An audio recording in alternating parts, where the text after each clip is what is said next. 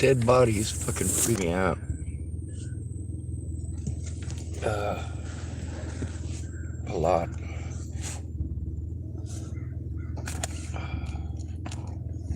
Uh, uh, uh, mm, mm,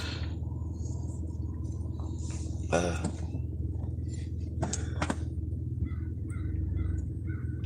uh. Last night, Jennifer and David came and spoke with me. Apparently, Jennifer ran into Wolnez and decided to give him the whole what's up. And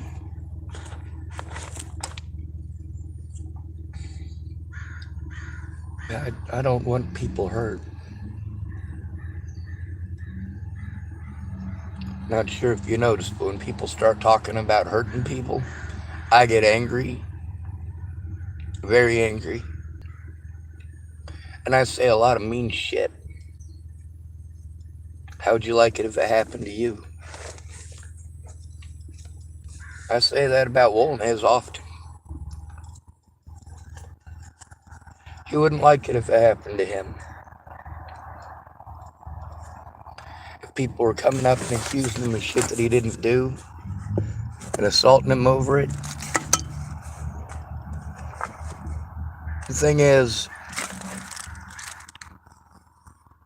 people don't want to assault Wolnez over something he didn't do. They want to assault Wolnez over things he actually did repeatedly. There's a lot of people that I've been real nice to here. And I can't say I've been good to any of them. I know the difference. But goddamn, I try. Last night, Jennifer and David were talking to me about Wolnez, telling me about threatening him. You know, I try to tell everyone, please, not violence. There's a way to turn it in without hurting people. Can we not jump to violence first?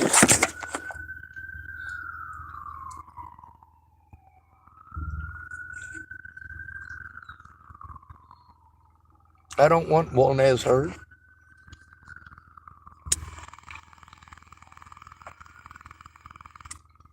I want to know that myself and others are safe from him, because he is violent.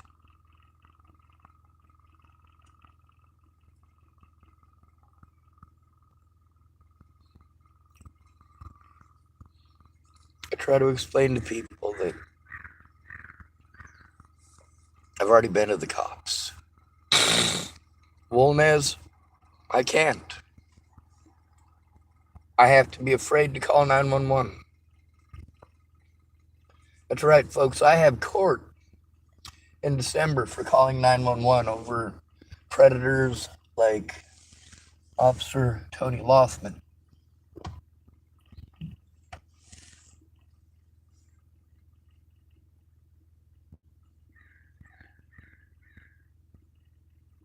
These cops here intentionally go out of their way to harm innocent people every day. And they get off on it. Last night I was recording. Man came up, wanted to give me some hash. It was awful nice of him, but I told him no. I'm a lightweight. I can't handle that shit. There's one guy here, he's real nice, and he gives me hash sometimes. And I don't turn him down or say no, because I know he's just trying to be nice, especially when he sees that there's a situation with me struggling.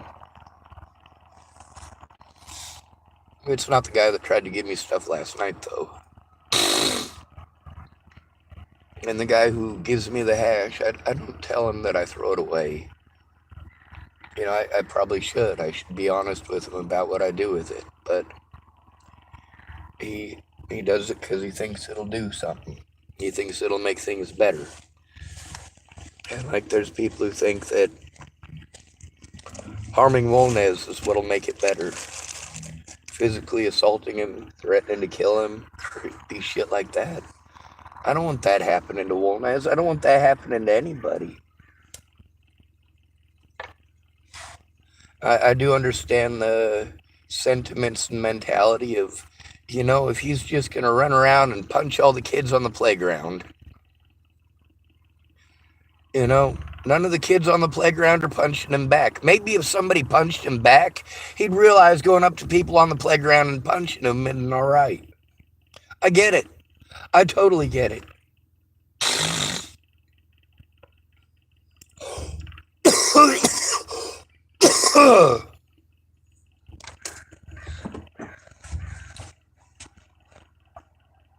Yeah, I got people telling me I'm too nice. I'm too nice. I'm too nice. Like, hey, dude, I saw the dude hit you at least twice.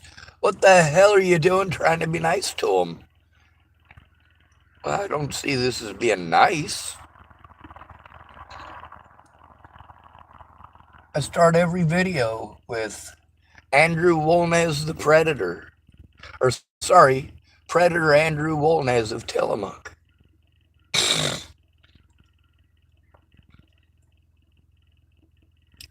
I'm a disabled and at-risk adult. That's not a choice. And it's not a valid reason for you to go harming people.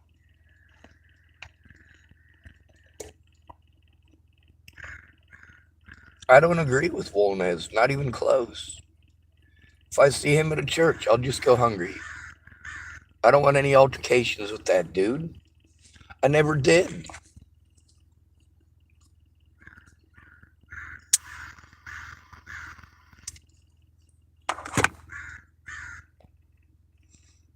Them racist little shits at the Tillamook Sporting Goods parking lot. I did what I could to keep them safe from a distance.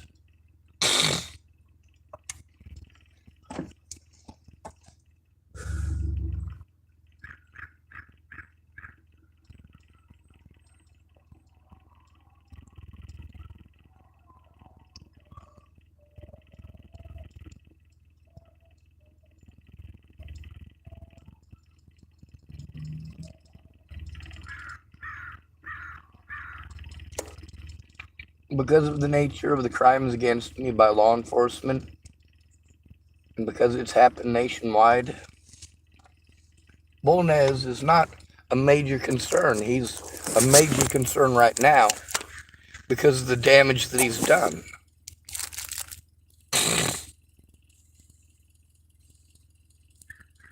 I'm gonna see if I can possibly walk and drive over to the Safeway and get myself a morning coffee. I'm going to treat those people like people, as I do every day. Even though some of them have done things that I certainly do not agree with, I don't hate them for it. I don't hate any of them for it.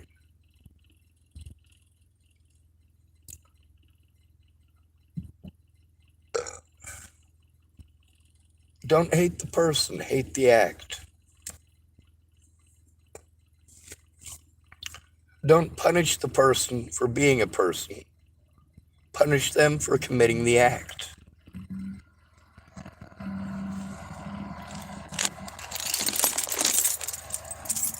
Now we live in a world where if you're not 6 foot tall and rich, you're not even allowed to say hello. How dare you say hello? It's rapey. You're not good looking. It weirds me out that nobody gets how completely fucking wrong that is.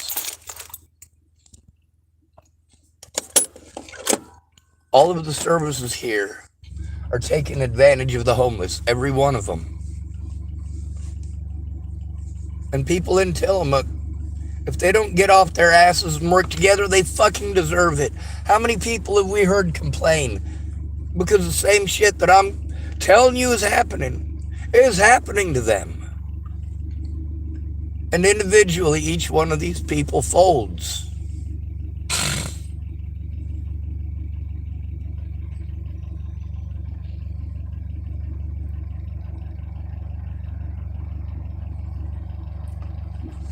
Anyway, I gotta buy a pair of tweezers to try to remove something from my right ear. It'd be better to have it done at the hospital, but I can't trust the hospital here. See, a lot of people think, oh, well, you know, I've got a solution to your problem that's a magic fix for it, and I'm not going to let you finish what you're saying. I'm just going to pound you with, oh, well, you know, I could go into the hospital with you. Yes, thank you for saying that, but let me finish what I'm fucking explaining. When I tell you I can't go to the hospital because I was fucking assaulted, that needs to be fucking remedied first.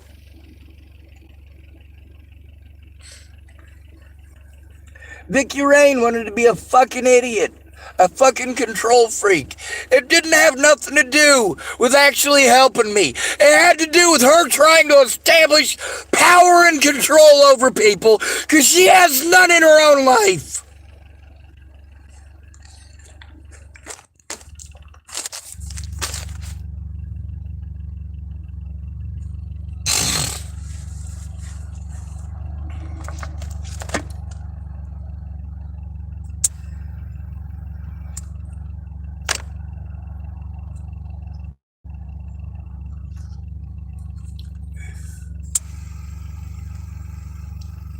A lot of people say nice things, and a lot of people have nice intentions, but you don't follow through, and if you don't follow through, that's what you're judged on. You're not judged on your empty fucking promises. You're judged on the fact that they were fucking empty. The promises are not the problem. It's the not following through.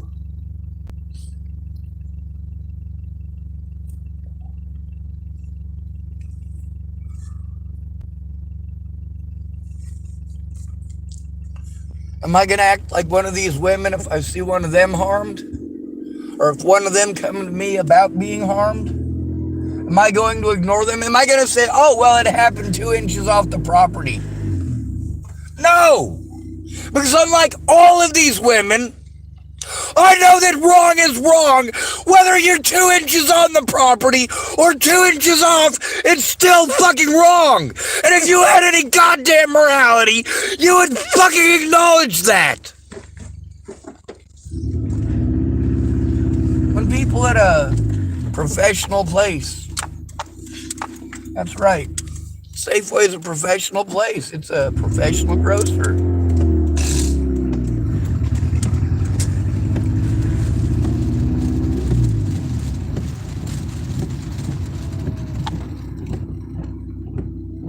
You see a disabled man outside being harmed at one of your machines. What do you do?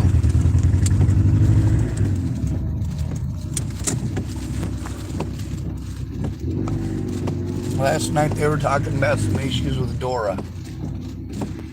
She's really mean.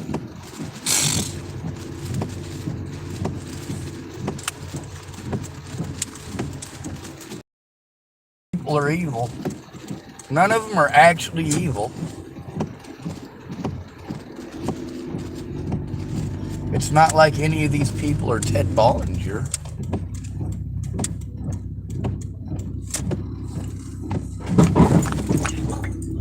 Oh, that was swell. A bumper, by the way.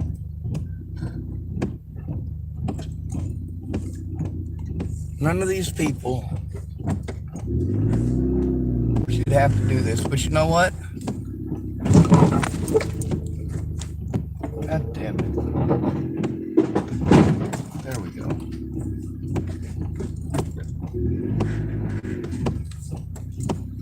The thing is, they see fucked up shit happen all the time.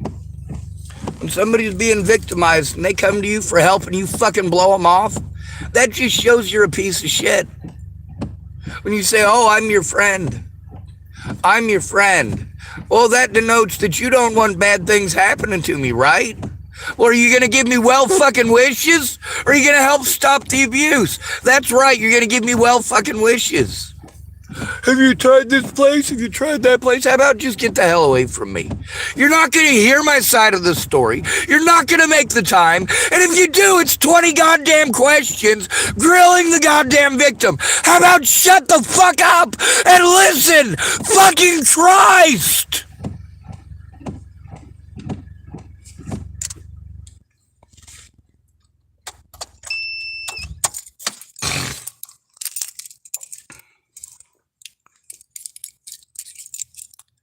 Yeah, I do often cry for my fucking predators.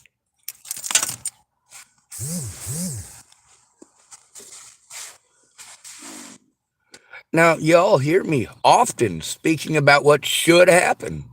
What should happen? Where does this should come from?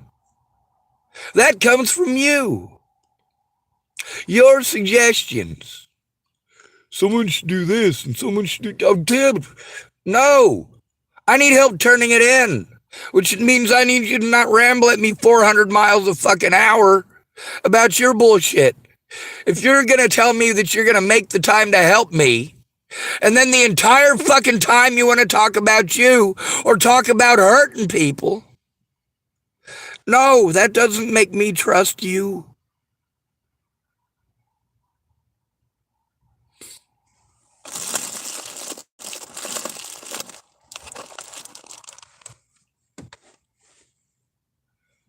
See, the point with Robert Farnsworth wasn't to get Robert Farnsworth hurt.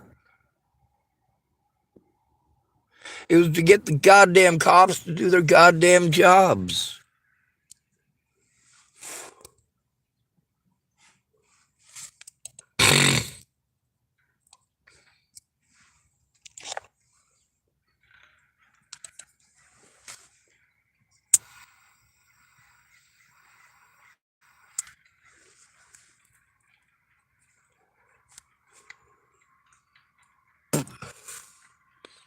So one of my predators here, his name is Chris Stafford. He tried some pretty fucked up shit with a young woman named Amanda. When she said no, well, he ran around and fucking slandered her name like a woman would. What do? I tell the truth and show the truth, and holy hell, people hate that.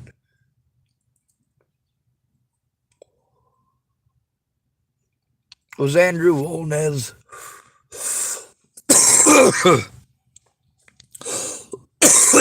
angry because he was being recorded? Was that what started him off being a goddamn douchebag? No. No, he started being a douchebag and thus ended up recorded.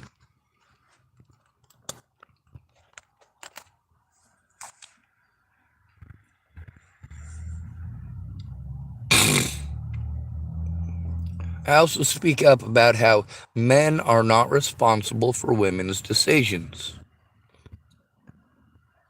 It's not a male victim's fault that women were taught that it's okay to victimize him. All of America is based on two things, looks and money. You look like a woman? Well, hell, we're all supposed to protect you, aren't we? Even if you're not a real woman. You're a guy who wants special perks. Do I believe that homosexuals should get special treatment? No. No, I don't.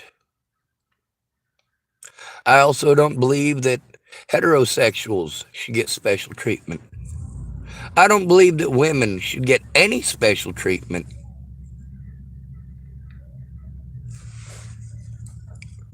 None of you are going to stop and listen. None of you are going to pay attention.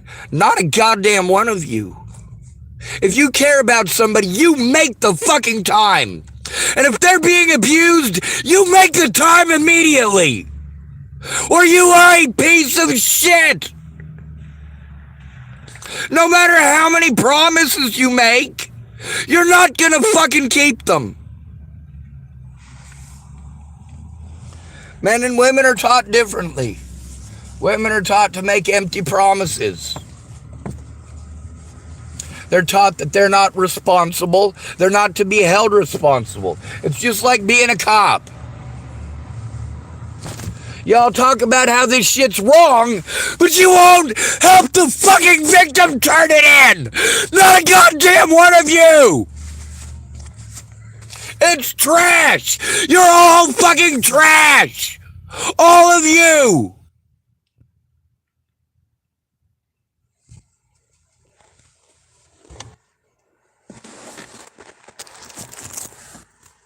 When a man's victimized, how many women get a shitty goddamn attitude with him and start going, oh, you don't know nothing because you're just a guy? Well, fuck off. We've been supporting your dumbasses our whole fucking lives. Our tax dollars don't go to helping us. They all go to you. They all go to freebies that whores who tried to man trap think they're fucking owed.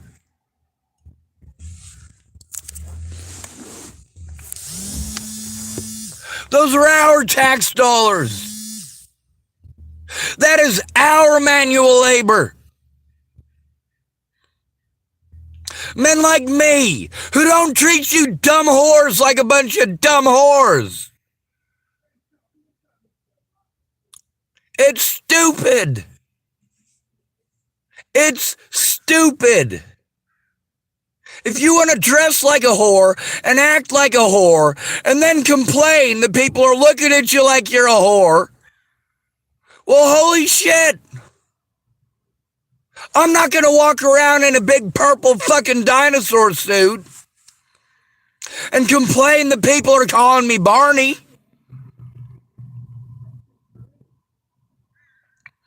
Oh my God, how dare you stare at me wearing a giant purple fucking dinosaur suit? It's the same goddamn thing. No, it's not. Is it?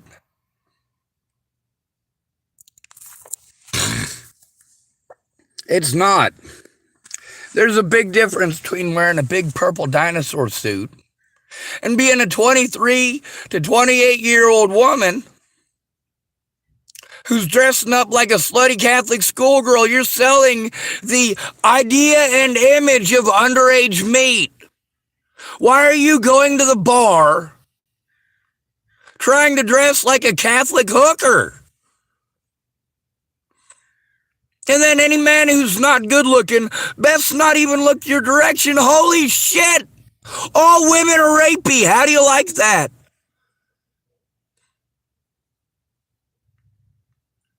Women don't give a shit about men.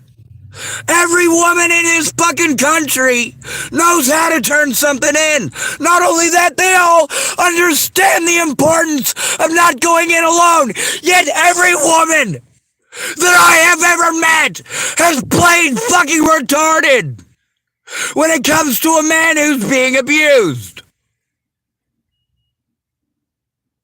It's like women have this thing in their head where they can't translate basic English into something they can understand. Men are pretty fucking simple. That doesn't mean we're simpletons.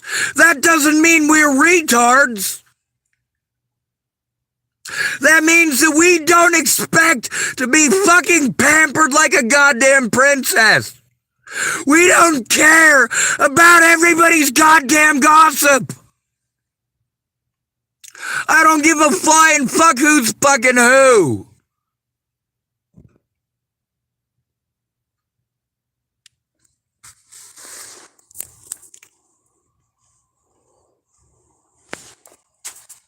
Now, who do I trust? Nobody. I don't trust anybody. Because none of you actually care.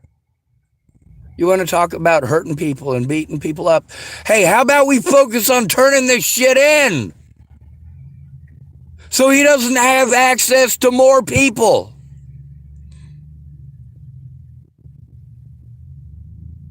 How about we make sure that there are consequences for the actual fucking predators instead of punishing their goddamn victims?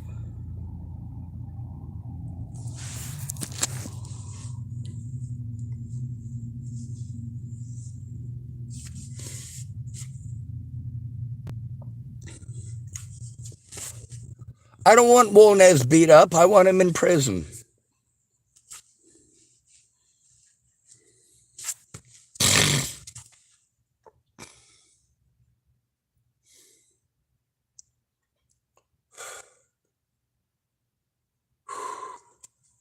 Now let's see if I have the strength to even get out of my goddamn vehicle today.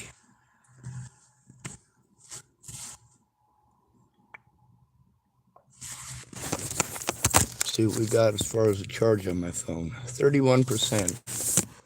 Well, that won't last long.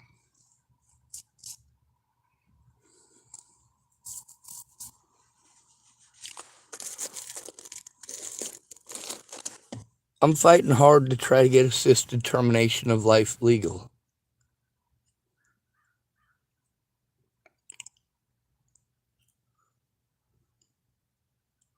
We all have a lot of options if we work together, but are we working together out here? No. No, everybody's solution for every goddamn thing is violence. And I'm not allowed to speak up about it, or I get told, "Oh, you're promoting violence." No, I'm not. I'm absolutely not. If I was being one of those kind of people, there'd be a lot of corpses in this fucking town, and there would not be very many standing buildings either.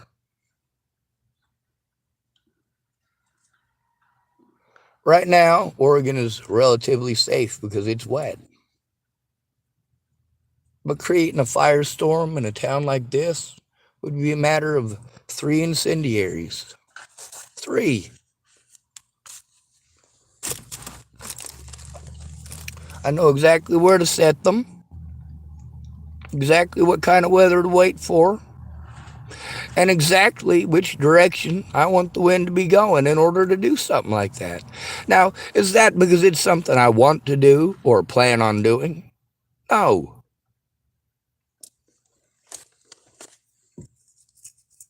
Just thermal logistics. When you're walking through a park, right, and you see a piece of rusted metal there,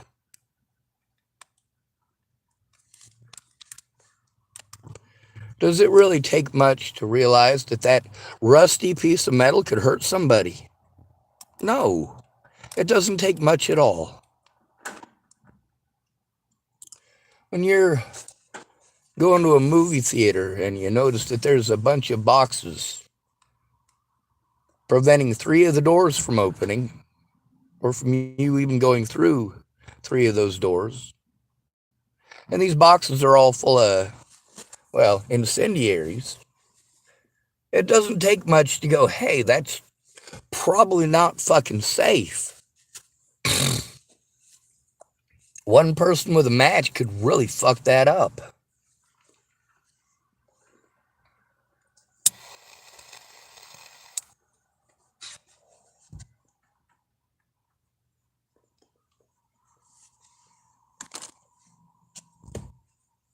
Oh, come on now. There, no, that's not it.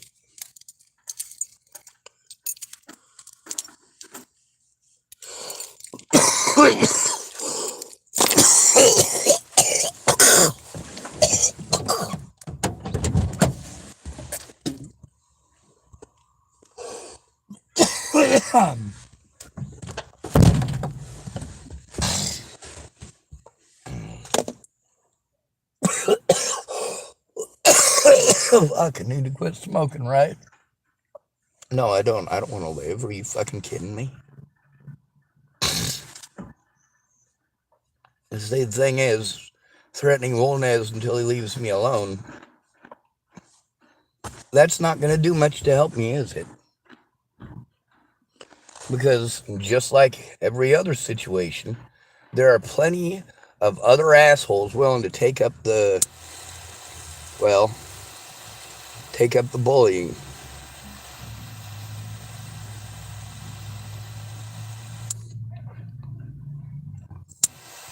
Who was it before Wolnez? Who was it before Farnsworth? Who was it before Molly? Who was it before Murphy?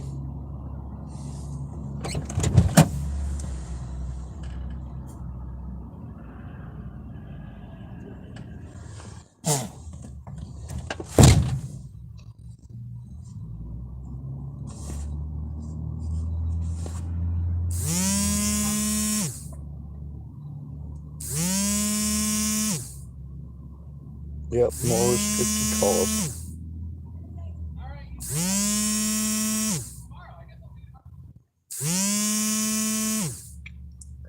Yep, restricted call after restricted call. Instead of trying to understand, hey, instead of telling me, oh, you need to do this and you need to do that, how about you fucking help me? First of all. Second of all, how about you find out what's going on instead of interrupting me every time I tell you what one of my problems is? You let me get halfway through, and all of a sudden, you're trying to spit solutions. They're shitty solutions. You have no fucking clue what's going on. You've heard one tiny part of what's going on, and all of a sudden, you have a magic goddamn fix for it. And why is it that every woman thinks that a pretty goddamn mean is a contribution? It's not. That's wasting our fucking time. If I'm being assaulted and you want to tell me a bird in the hand is worth two in the bush, well, guess what? That's mentally fucking retarded. Women are not mentally retarded. We taught them to play mentally retarded.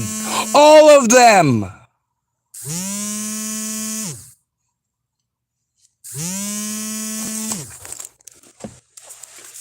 Of course, just because somebody is taught something doesn't mean that they have to believe it or go along with it. Hell, my dad taught me that women pee out of the same hole babies come out of. This is after he'd fathered 2 kids. Yeah, Dad, I'm smarter than you. My dad and I had that argument until I was 36 years old.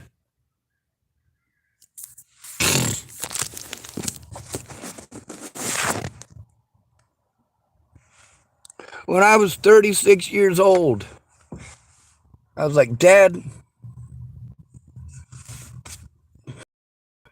you got 2 kids.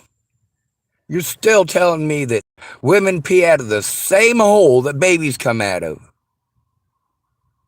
And finally he conceded. After telling me this shit since I was probably 12. He said, all right, not exactly the same hole. Well, fucking duh, dipshit.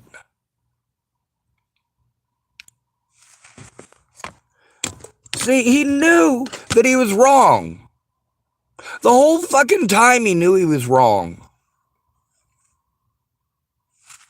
He just figured if he said the same retarded shit over and over again, eventually, I'd believe him. No, fuck you. And all of you who haven't done a goddamn thing about this abuse, you tell me you'll make the time. No, you won't. Why don't you take the time? I am an at-risk adult who has a lot of fucking problems, and I am fucking going insane, jumping through all the hoops that all of these women say, hey, why don't you do this?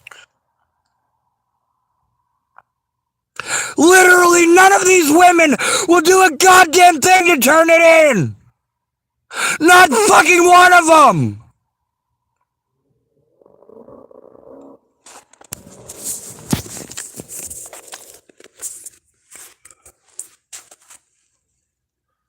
Seriously, if none of you are going to fucking help me turn it in, don't call me friend.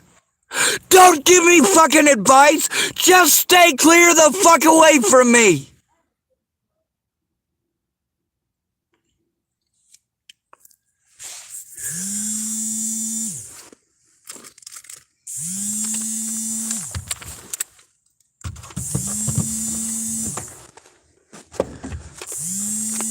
Why do I come to YouTube? Because I have no real friends. I have nobody who fucking cares. Not one. All they want to do is talk about hurting people. That's all any of you disgusting Americans know how to do.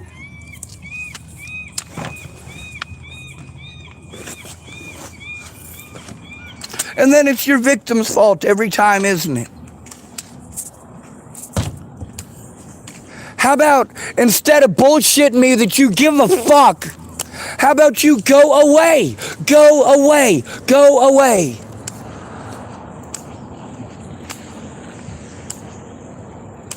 I already know that out of all of the staff at the First Christian Church, if I am harmed even on the property, I can't go to any of them for help because they won't. The preachers here have showed they absolutely don't believe in a God. And the same thing with everybody who goes to these churches. You don't believe in a loving God. You don't believe in any of the shit that you preach because your actions show otherwise.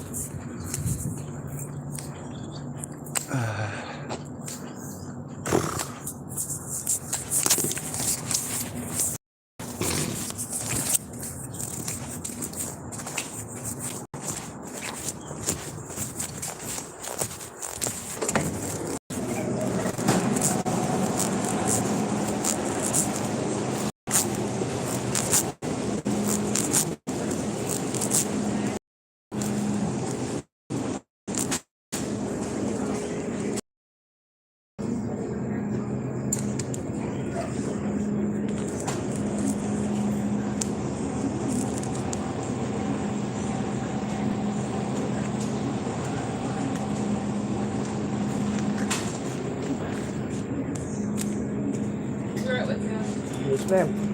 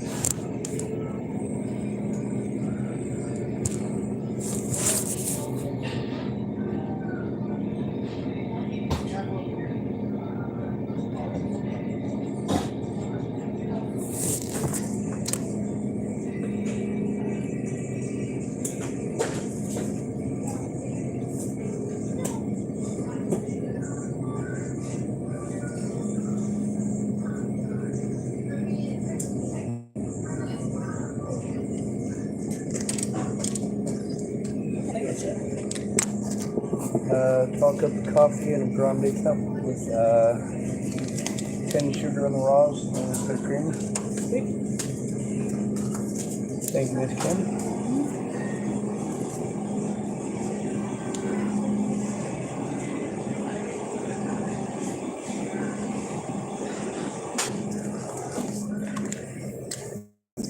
$2.85.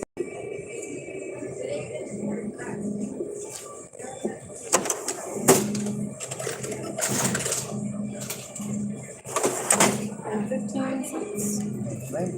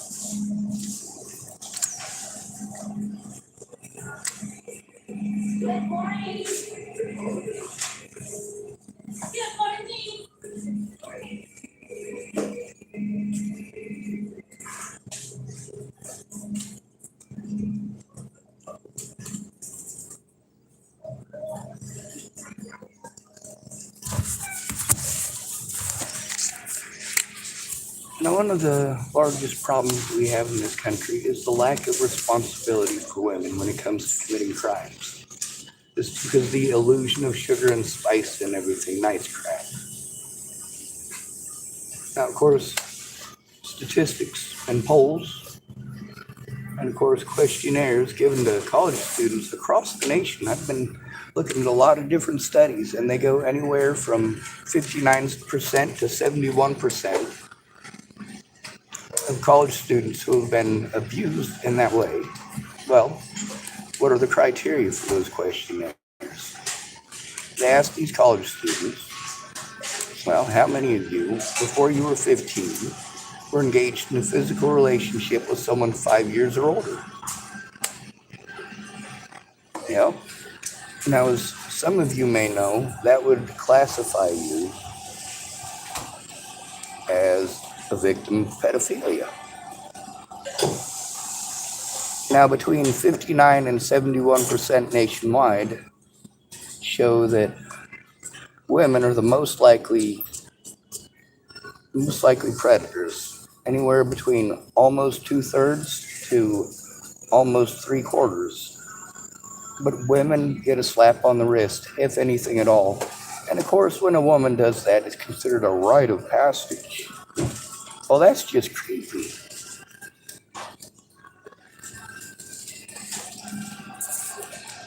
I don't see being molested by a 26-year-old woman. I don't see that as a rite of passage. I see that as exactly what it is. It's pedophilia. You being a woman doesn't make pedophilia okay. But then, of course, we also teach different stigma to girls. Oh, girls don't have sex. Sex is bad and gay babies. Right? And what we try to teach girls, don't mess around with boys. You get pregnant, babies are expensive. And then we teach the men are deadbeats, men are deadbeats, men are deadbeats. You know why they call them deadbeat dads, don't you? Because you can beat them to death. You're still never going to get your money.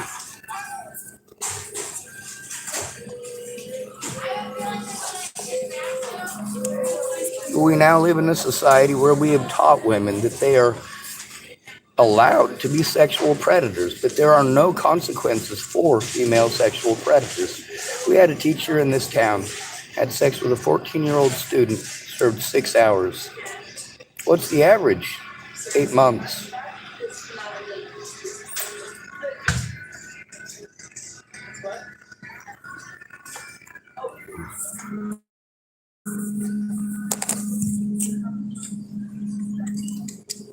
That's right, I get a stir stick. Gracias.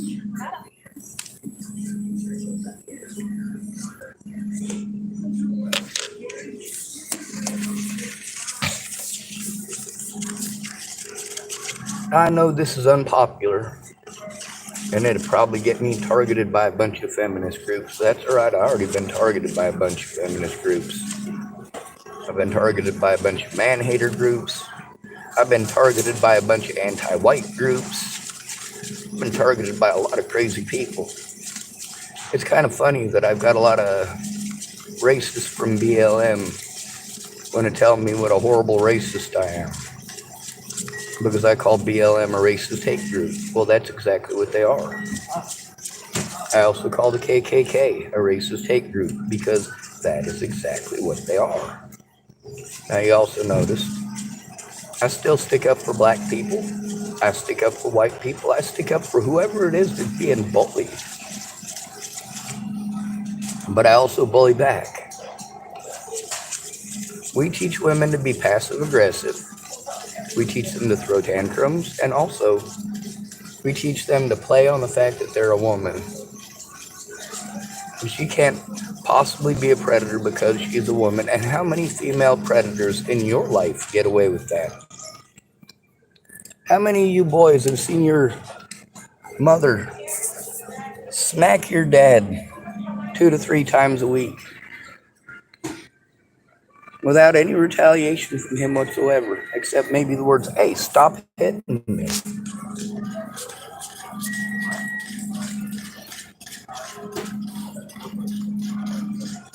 Is my mom a physical abuser? Oh, yeah. Well, not anymore. She died last week. She's never going to assault anybody ever again. And that's a good thing.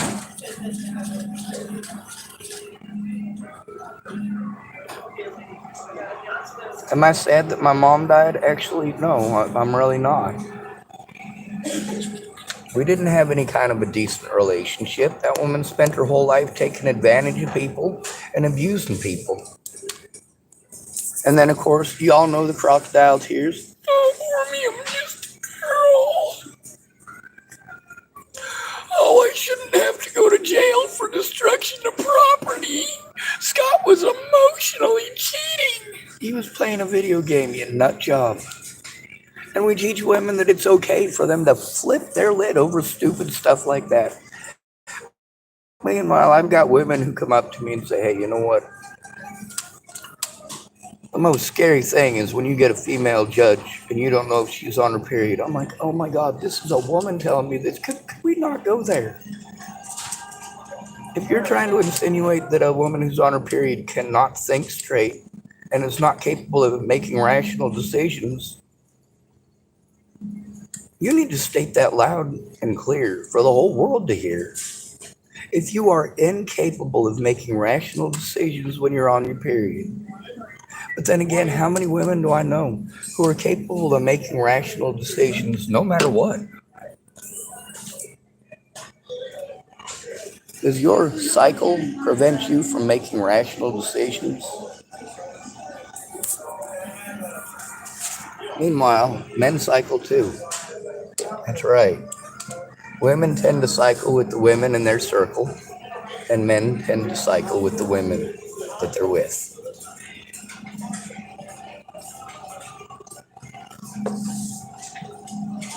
When I'm talking about cycling, I'm not talking about motorcycling or bicycling. There's also the fact that Americans want to be sheltered. Now, personally, I would like to be able to tell every single person who wants to talk about Santa Claus. Can I talk to you over here for a second? Yes, sir. Every single person, right? But we have to be able to protect ourselves, all of us, not based on gender, not based on parts, you know? Good to see you, Eric. I'm getting reports that you're talking about inappropriate things around my young ladies that are working in the Starbucks kiosk. I'm just asking you to, I'm not sure what, they didn't say specifically what you're talking about. But, being assaulted. Well, were they the ones that assaulted you? Not specifically. Okay. I was following instructions, but I don't know what would be inappropriate as far as what I might have said to any of them. I'm not sure either. I'm just flirt with any of them. I don't hit on any of them. I don't try touching their parts or Sure. making any insinuations like that. And I'm not accusing you of anything specific either. I'm just asking you whatever the content is that you were talking about, it's making them uncomfortable. So I'm just asking you to not talk about whatever that might be. Oh God, that could be anything because I talk about abuse against at-risk adults primarily. That's the majority of what I talk about. Sure, and maybe there was not with them. Maybe there was a misunderstanding. I certainly give you room for that. I've never seen you really cause problems. I don't want there to start being problems. You get what I mean? But my associates' comfort is important, and they're not feeling comfortable. And I'm asking you to refrain from that. Well, I'll just refrain from going to the Starbucks altogether. I mean, I don't mind going and getting the coffee elsewhere, and I still have absolutely no problem going to the deli and get something to eat. I'm not gonna stop shopping here because of that. But if that's up to you. Good morning. You're certainly welcome to. I just you get what I'm saying. I mean, if I'm not in there, I don't know what the conversation was. They say they don't feel comfortable. Well, it'd be nice if they'd tell me what it is, but I'm pretty clear about what I'm uncomfortable with. Sure. I don't know which one is uncomfortable or which ones because none of them have stated anything to me. Right. So, well, they came to me together, so. All right. I don't run the store very often. I'm running the store today, so I appreciate it. You're, like I said, you're not kicked off the property. You're not kicked out of the store. Nothing like that at all. Well, I hold no animosity towards anybody either. Perfect, perfect. Thank you. Thank you, Eric.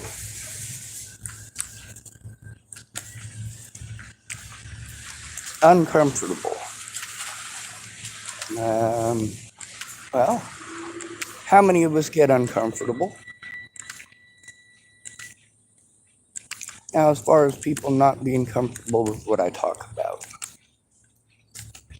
what do I usually talk about with the Starbucks people? Coffee.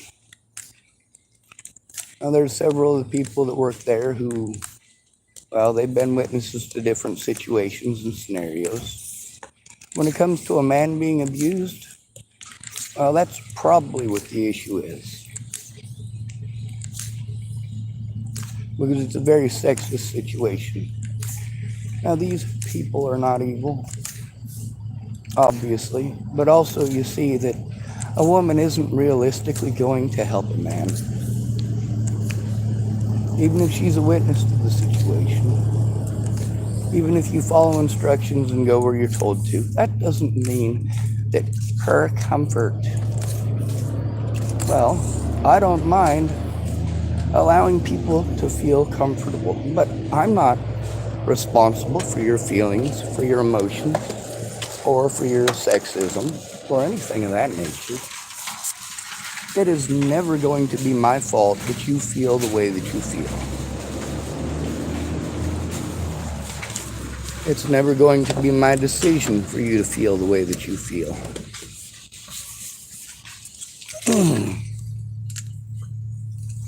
And I'll explain to you how. There's one girl that I went to school with. Well, you couldn't call her a bitch, no matter how bitchy she was being, or she would have a complete and total meltdown. My mother, if you call her a bitch, she would tell you thank you. Now, when it comes to comfort, let's show the one part that I suppose could possibly be uncomfortable. Now, I do thank some of the people there for not treating me like I'm hitting on them when I make a joke. That is pretty important. Just because a man says hello, just because a man makes a joke, that doesn't make him some pervert hitting on you. Now, as far as the specifics, I imagine that tomorrow one of the other managers will probably talk to me.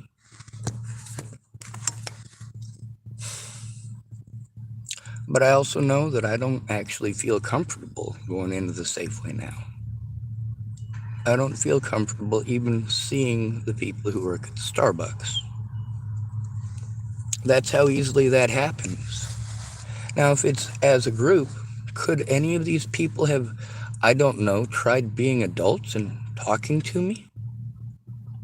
Addressing an issue? Because, see, here I have basically a bunch of vague bullshit to go on, and that poor guy had vague bullshit to go on. And what do women do when they don't get what they want? They gang up on you. Now, I'm fine with that because I'm used to it.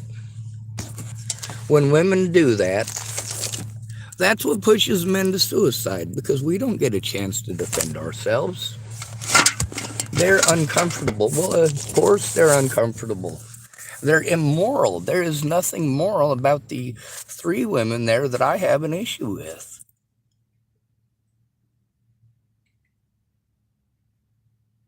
That's right. But I've already spoken about those people and why I have that issue. Not one of these people would act that way if it was one of their friends or family members being treated that way. Now, for me, having to jump through a bunch of goddamn hoops to please people, like, as a man, you have to be a people pleaser. And then you're told, oh, well, you just need to say no. But then if you say no, people throw tantrums, don't they? You can't say no to Christian or he'll throw a tantrum. You can't say no or set boundaries as a man, or you'll get ganged up on. Now, as far as anything that's inappropriate, I can't think of anything inappropriate that I have done or said to those ladies in there. I can think of lots of things that they would be highly offended by if they actually paid attention to my channel.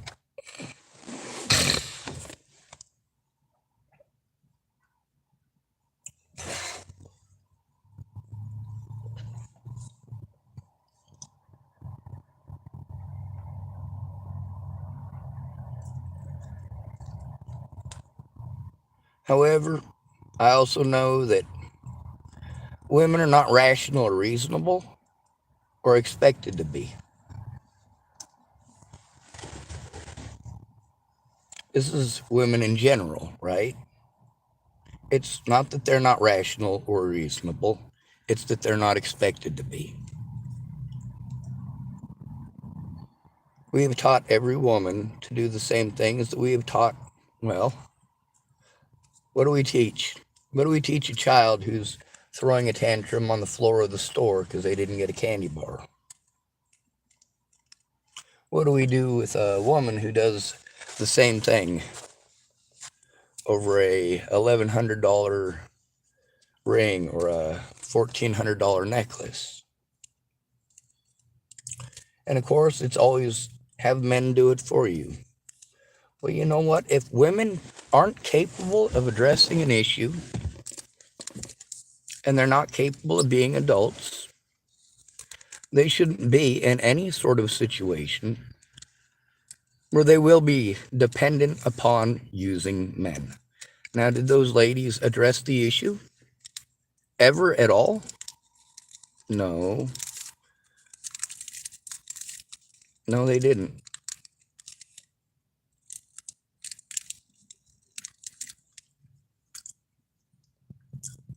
When a woman complains, she'll help immediately. Now, the thing is, the situation with Krista and her two sisters there, and the abuse that I've endured, and of course, the most uncomfortable part for me is definitely Krista. The poor stalker that she has. Just came out and talked to me about how the girls at Starbucks are uncomfortable. I just won't go to Starbucks. Now, when he says he doesn't know any of the specifics, I'll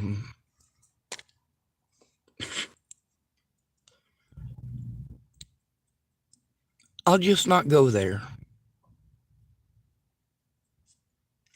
It'd cost me $2 to get a coffee at the center market.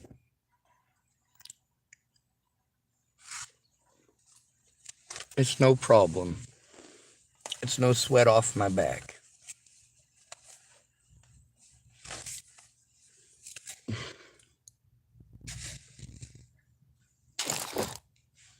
Yeah, it's funny.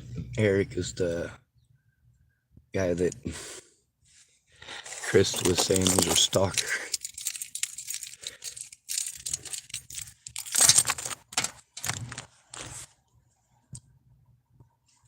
He also cut his beard today. He had a beard yesterday, and today it's gone. He actually looks pretty good without it. I also understand that he's not one of the best looking young fellers with ripped abs or anything like that. He's just an average guy.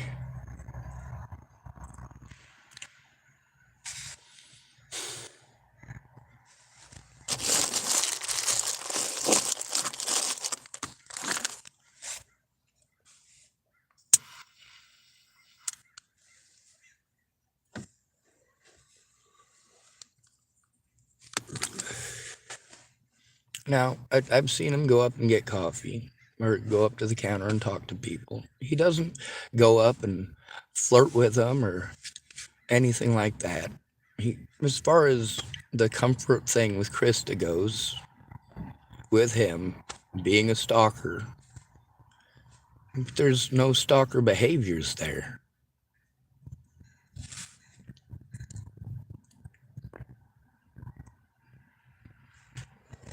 That's not to say that he hasn't exhibited some stalker behavior that she didn't mention or didn't bring up, but the things that she was saying about him that are stalkerish are definitely not stalker behaviors, especially in a small town.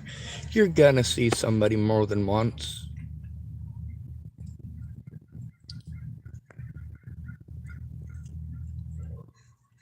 When the guy comes up and sees you at a bank, you're in the same town. You might bank at the same bank. You might get gas at the same gas station. Now, if the guy knows that you have a problem with him, it's easy for him to avoid you. But that's not what Krista did. No, she complained for days about how this dude was a stalker, how he was stalking her. And the whole time I'm listening to her, I'm like, oh my God, I have real stalkers.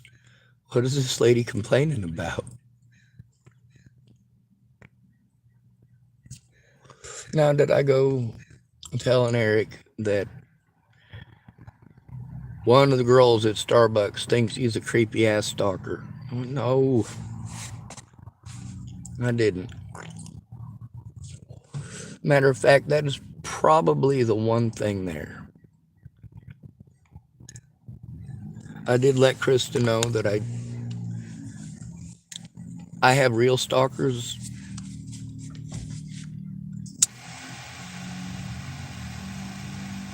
and that, you know, a guy who sees you at work and then sees you somewhere else in public after work, that's not stalking you.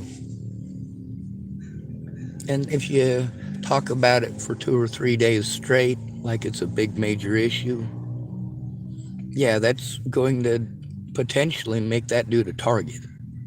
That's going to potentially get that man treated like he's someone who can't take no for an answer. Potentially get him treated like he's following you around town everywhere that you go.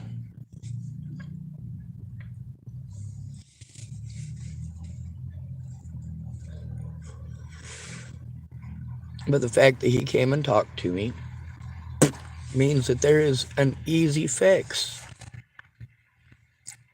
He came and talked to me today. Guess what I'm doing? I'm just not going to Starbucks starting today. I'll just avoid that kiosk altogether. And anyone who talks to me from the Starbucks kiosk. And anytime I see somebody from the Starbucks kiosk, I will just make sure that my phone is running just in case.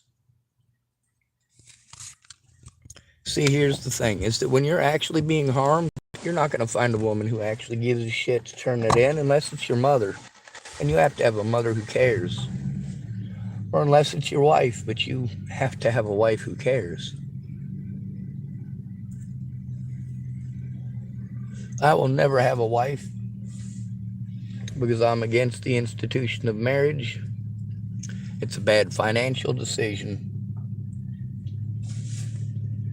Yep. There's also the fact that if a woman was to marry me, it would be a sexless marriage.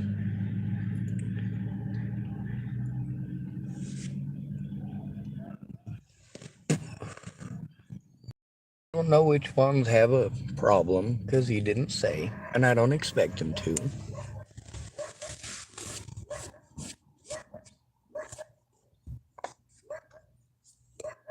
It's the way it goes. Now, I do understand that when it comes to being criticized, women cannot handle being criticized. They're taught that that is wrong, that they're supposed to argue and not allow a man to finish what he's saying. And I talk about a lot of very appropriate things when I'm inside. I also maintain an appropriate tone of voice for the most part. Right now, I might not because my ears are clogged.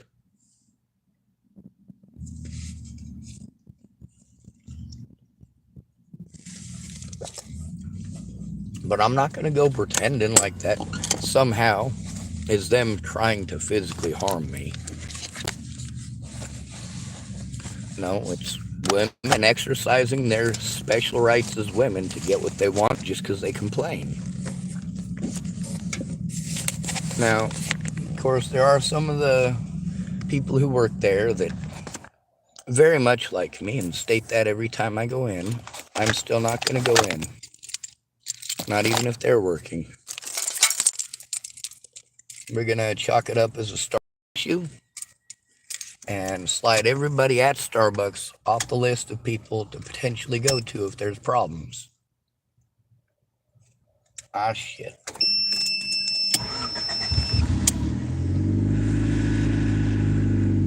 And have I stuck up for that feller on my channel before? Yeah, I have, actually. I've probably spoken about Krista's stalker 5 or 6 and how rude that is.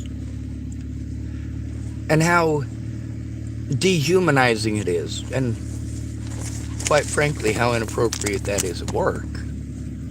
We don't teach women proper work etiquette. Well, that's because it's not proper work etiquette. It's proper work environment. Men don't go to the work environment to gossip about everything that's going on at home. Men don't go to a work environment, for the most part, to gossip the entire time. Now, we also have seen that a lot of women, depending on their position, will exactly do that. And we also know that it's not just youth, it's not just younger women, and it's not just women who do it. You know, we've all got those guys that we have to remind often during work, hey, dude, you've been talking about a bunch of stuff with your neighbors and all your personal problems for like 45 minutes. We got to get that soffit and the fascia and all that stuff taken care of, and we got to get that done by the end of the day, and it's affecting your work performance.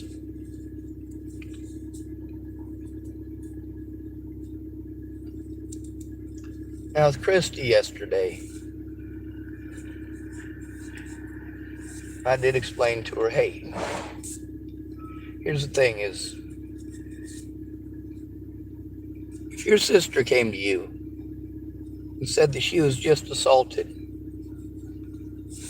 would you tell her the things you tell me? Oh, well, I didn't see it. Now, we've posed this question to a lot of people on my channel, haven't we? It was your sister, your mother, your brother, your father. If it was someone you actually care about, is that the response that you'd have given? Is that the way that you would deal with it? And that's the difference between a friend and an employee. Now, some of these people, like Krista, have told me that they're my friend, but I don't believe that. And that's not because I have some horrible thing in my head where I don't believe that anybody could possibly be my friend. It's because there are things that when somebody is your friend and they're going through, you want to help stop it.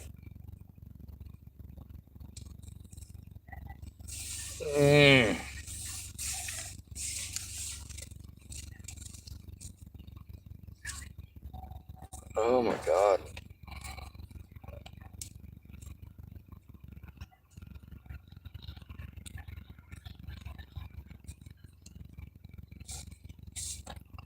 So I guess the two inappropriate things were me letting Krista know that I thought it was not just rude, but also dangerous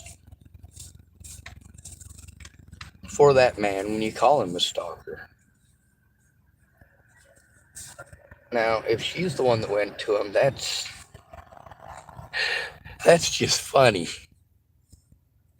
But he said multiple people did as a group, and, well, if there's multiple people that are uncomfortable, I will just avoid multiple people. Since I don't have any specifics on what it was, I just have to guess.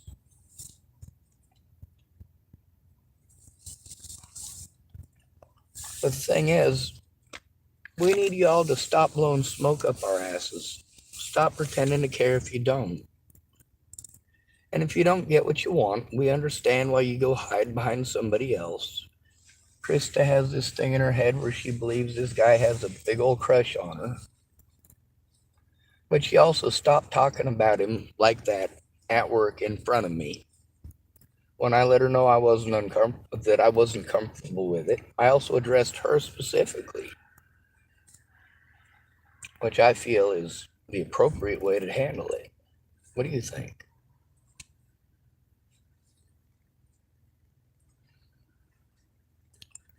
I don't know what's exactly inappropriate to talk about there. I don't tell any inappropriate jokes. All my jokes are clean when I go in there. If I tell a joke, it'd be knock knock. Who's there? Owls. Owls who? They most certainly do. That's a clean Sean joke.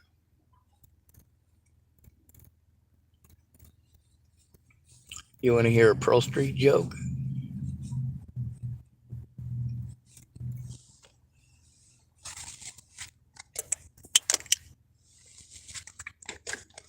That'd be like dead baby jokes.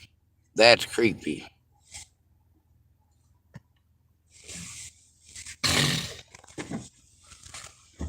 Men and women tend to deal with things differently. Women tend to be passive aggressive and try to manipulate men into doing it for them, or manipulating other women into getting involved.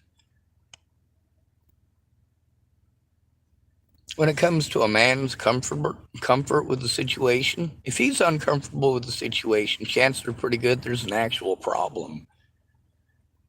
For the guy that Krista thinks is her stalker to come talk to me and have absolutely no specifics for me, I think that's a shitty position for him to have to be in, and I honestly feel bad for him.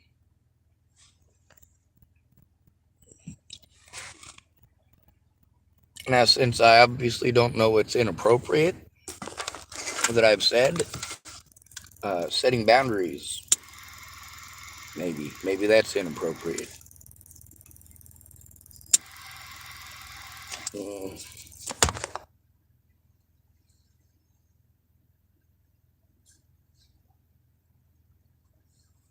Like I said, as soon as a woman starts playing stupid, I know that the next thing that's going to happen is she's going to play victim.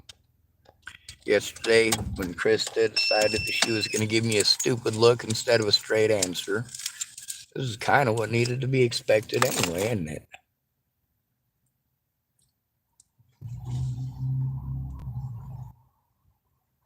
So, of course, the person that I would guess would be Krista. And the reason that I would guess is because I very much made a good point yesterday. If it was your sister that happened to, would you care if it happened on the property or not? Would you have to see it if it was your sister who came to you and said, hey, I'm being abused? No, she wasn't going to answer. When she didn't answer, I already knew it was beyond the point where she could even play stupid. All she could do was plead the fifth at that point. Now, am I going to go out of my way to destroy Krista's life? No, I have actual predators to worry about.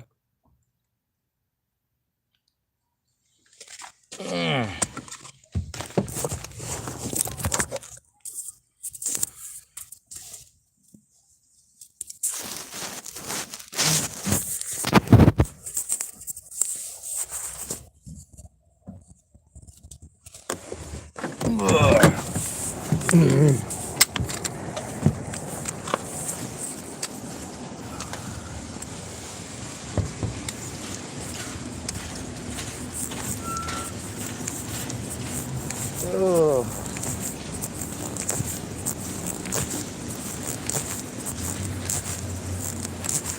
Hold on a second. I'm still trying to pretend like I'm a sexist who hates all women. fucking cold. My nostrils keep dripping boogers. Holy I guess shit, it's that's snot. sexy. I guess it's snot. There are oddly a lot of people who are into people's snot spots. I just ain't one of them. Well, mine's just dripping.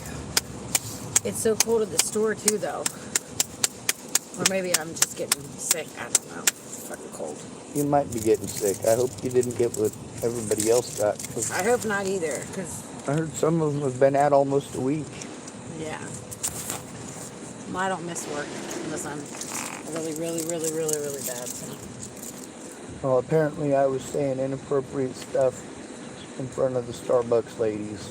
None of them said anything to me about it, but they went to Michael this morning, I guess, and complained to him. So I'm just not going to go back to the Starbucks. He said I'm not kicked out or trespassed or anything like that. He didn't have any specifics. Oh, Miguel?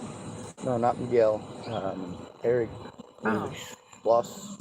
I don't want to say Eric. Schlossinger. I don't know what's I last can't name. pronounce it. But yeah. So he talked to me. He shaved his beard. But yeah, he talked to me. He said some of the people from Starbucks approached him as a group and said they're not comfortable with some of the things that I don't know. Yeah. I think it probably has a lot more to do with situation with Krista, and when I had that guy coming through and stalking me from Hood River, of course I had to go in there and try to do what it is that I was told to do, and stuff like that happens. Just go inside the store is what everybody tells me to do. Go stand by the whatever kiosk. Well, she was going off for 3 or 4 days about a stalker, this stalker guy, so on and so forth. It was actually Eric she was talking about. But he wasn't stalking her. What she was talking about wasn't actually stalking behavior. And I told her, you know what, you could get somebody hurt doing that. Well, she also had them talk to another customer one time saying that he was inappropriate with her when he wasn't. So she made him feel like crap. Well, I'm not going to go back to the Starbucks because of it. There's a safety issue. Yesterday, when I asked her, I said, hey, here's the thing. If your sister was harmed like this, would it matter if it was on the property or not? Would you care if you saw it or not? If your sister came to you and said, Yeah. I was just assaulted? She didn't answer. I already know that when a man or a woman starts playing stupid, that's a precursor to... It's an uncomfortable situation they don't want to be in. Right. The next thing that I have to worry about is them playing victim. So I have to pay attention to the fact that somebody's comfort level is important. Yeah. But I also have to pay attention to my comfort level. When somebody starts playing stupid, the best thing for me to do is to avoid the situation and avoid those people before they play victim.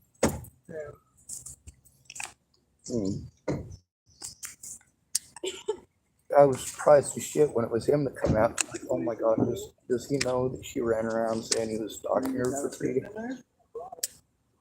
Yeah, why not? I'll take that big ass table. You know, You know what, the one that's running the store in there now, right? the tall one, Krista? Yeah. No, I mean Eric from in there, or Eric that hangs out here. I'm talking about Eric who works at the store. Okay. He was saying she was saying he was stalking her. Yeah, I don't know if it was she didn't say it as if it was a running joke kind of thing. There is another Eric that comes in here that's a customer that talks to all the girls. I could be making something up. But Might not be she, that Eric. she didn't use his name. I didn't even pay attention to his name until the day. She had just pointed him out to me. Oh, she pointed him out as being the stalker? Yeah. That's weird.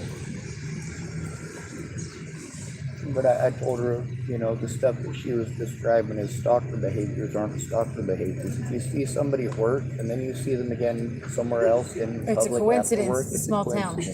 Right. So after that, she stopped saying stalker stuff about him or anybody else around, which I can understand why. But, you know, the thing is, I don't know what I said that was inappropriate, so I don't feel comfortable going into a place where people are uncomfortable with me. So I just won't get my coffee at Starbucks. I'll just get a cup full of macaroni and cheese and I'll drink that.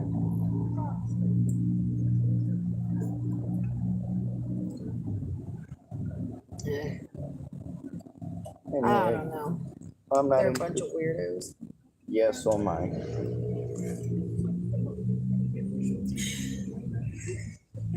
One of the ladies here in the homeless community that spent a lot of time cleaning up campsites, getting rid of a lot of trash. She's taking a lot of flack right now.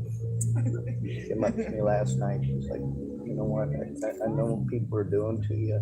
I know exactly what you're doing, and I'm totally down with it 100%.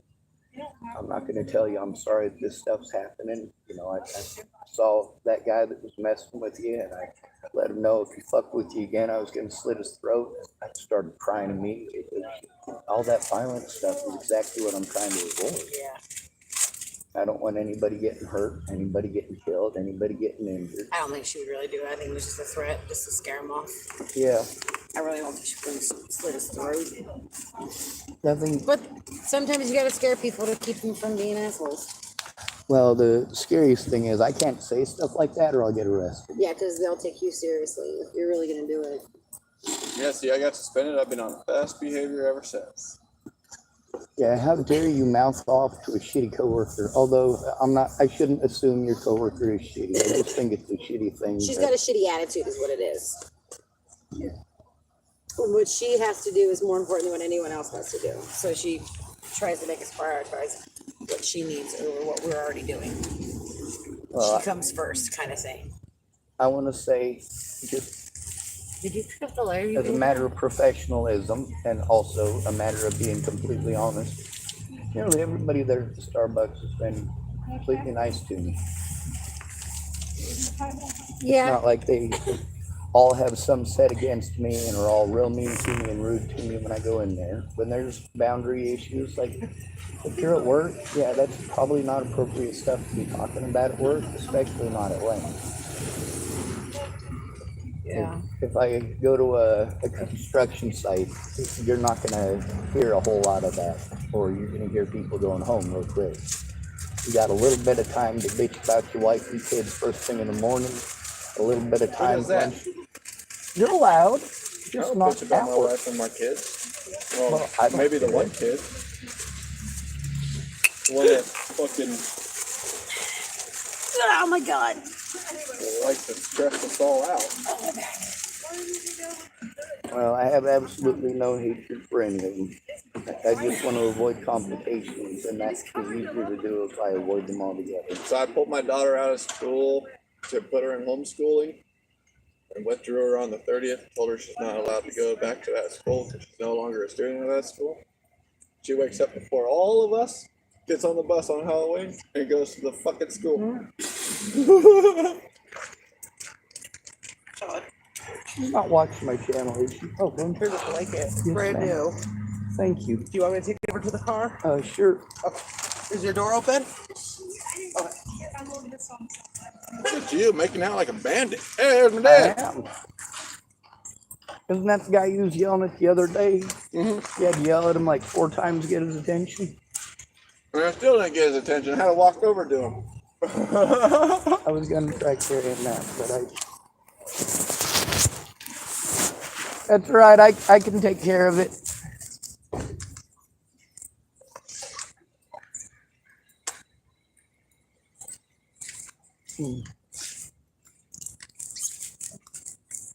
It's a whole trash pit. I live in the thing. It's all right. You got it back in there. Yeah. Guess what? I have 4 kids and my car looks exactly like that. Oh my God. Trying to have it on the right internet for it to pick up. But yeah. I was like, Mom, can I borrow the car? She's like, you better get your car fixed next week. She's like, you better buy that part. Let you borrow it though? Yeah. How nice of Mommy. I was like, I don't want to get this wet on the way to work and We stuff. just hardly ever use it. I was like, So if Sean you need needs it. You can have it. Okay. Thank you very much. You can use our printer. See, with all the sexist stuff that I say on my We bought channel. our printer just for school. Almost and we every don't time use it that I anymore. It just really, sits in our really room. want to go heavy man bashing, I'll approach men who are not going to act in the way that the men I'm complaining about are acting. Like, men are this and men are that. And then next thing I know, Paul is talking to me like I'm a person. Well, I approach Paul for a reason. Or I'll be It just talking has shit no, about how it's all horrible women wireless are. though, so you have to have it on there. He walks up and sees you. Yeah. And he goes, this is the worst one of them all. And she's white privileged. Yeah, I hope you know I've ran with that all day long for the last 2 weeks about that. Holy shit, you're white? Sometimes. I was gonna joke. She's black on Actually, Saturdays. I wrote a thing actually yesterday because I needed her to send me I didn't like the ones that whatchamacallit sent me for inventory, so I had actually sent it to me. She said to me, And I don't know, I think she sent she me actually showed up I think at she sent 4. me crap because I'm too Rose? white for her. So oh, you didn't get my message? What message? I was like, I was wondering if you Actually just cracked up. Well, I couldn't figure Yeah, I it can do out that. with What's that wrong with email. So She then, sent you He goes, the "All right." entire no, I had that one. oh, You okay. should have read Ashley's, not Stars. No, I did. You I typed printed in it. Ashley's and then I forwarded it to Malcolm because I couldn't print anything. And so he's like, "Oh, it has to be printed off mine." So he's like, "Just forward me the email." So I took the whole email. All from he did Ashley was and all he forwarded did it. was before he printed you the email, but you have to click the thing to get into the it. link. Yeah, that's what I did. I He told didn't- him. I said every time I You click know, the link, they said it won't let me print. He's like, "Oh, it has The to be way done they off talk mine." about No, So I was like, printed it off "Okay." the back. So then when he handed it to me, thing he's like, makes me "I think can't they read grew up this." I in the said, "I have 80s. no clue." I said, "It talks about buyers." He's You like, know, "Let in me the see. I'll be able to 1980s, figure it this is gonna out." sound He's like, completely "Yeah, crazy. I don't see where it says didn't have all these your count." computers And I was and like, stuff. "Neither do I." Because were in he classes printed with off black kids the main email, not and the you have to Hispanic print the kids, actual sheet. and we actually Right. That got was how many along. the store like the company Then the was 90s getting. Right, came that's what I was saying. That was Everybody's right. opinions on the Or internet vision. became the Makes most sense to me. important That's why I was thing. like, "This is all gibberish." And we ran I out don't of know what people like it's her about. So and then I her went and in and me. I looked at it and I'm like, that's wrong. So I went back into the email and I clicked the thing and I printed it. Right, yeah. So I must have been in the wrong Now email. everybody's or got I to did be something, but I sensitive. could not Meanwhile, get it they're to print quite at all. insensitive about the sensitivity stuff and still getting It along. was under her conference call notes. Yeah, that's what I. Our That's what I society's said. I a bunch found of it in his pansies file. nowadays. Yeah, and I sent it to Yeah, him. I was cried like, last "Well, let night me." because some At girl the was time, it talking wouldn't even let me about pull it up. Like I couldn't read what it hurting said. one of my But that's why he said, predators. "Oh, it has to be printed off mine." So it was I'm way like, too "Oh, okay." sensitive. Sometimes I just assume that he knows everything. Like the dude That's okay, I got assaulted me it to 7 print. times, and here Mine, I am crying without because somebody him. was talking about cutting his throat and beating When I him looked at up. what you had, I'm like, no wonder she can't read it because that's not breaking it down by store. That is what everyone's getting. Like, That's what I I was don't saying. I fit was like, right. "This is all gibberish to me. I don't understand it." You see, I don't fit into Nebraska because I don't hate right. I don't hate blacks. I don't hate Mexicans. And there's no blacks or Mexicans in Western Nebraska to even blame their shit on, but they do it anyway. I hate all people. So do I. I Gay do not men. discriminate. Gay men. Gay men, bro. Right. Find out I hate people more often since I work in retail. It's difficult. And all that compassion you have for people is God. I used to like people. I started working retail and I just fucking hate them. All right, now that's the part where I feel sorry for people at Starbucks. A lot of people will throw cups of coffee at them because it didn't come out right. people throw shit at us too. Yeah. Really? And they scream Oh yeah, at they us. scream at us. They yell at us. Nathan's got One man shook his wiener at Nathan once Yeah. Yeah, people are and very called him the N-word. Shook his Welcome back, I suppose. I tried to pause it when I went over and talked to some folks, and I apparently turned off the phone.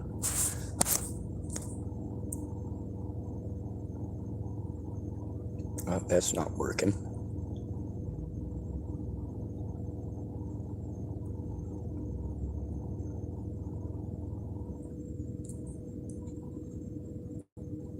Oh, come on now. There it goes. Anyway, but it would only be a pretty good conversation if you were born between 1978 and 1986.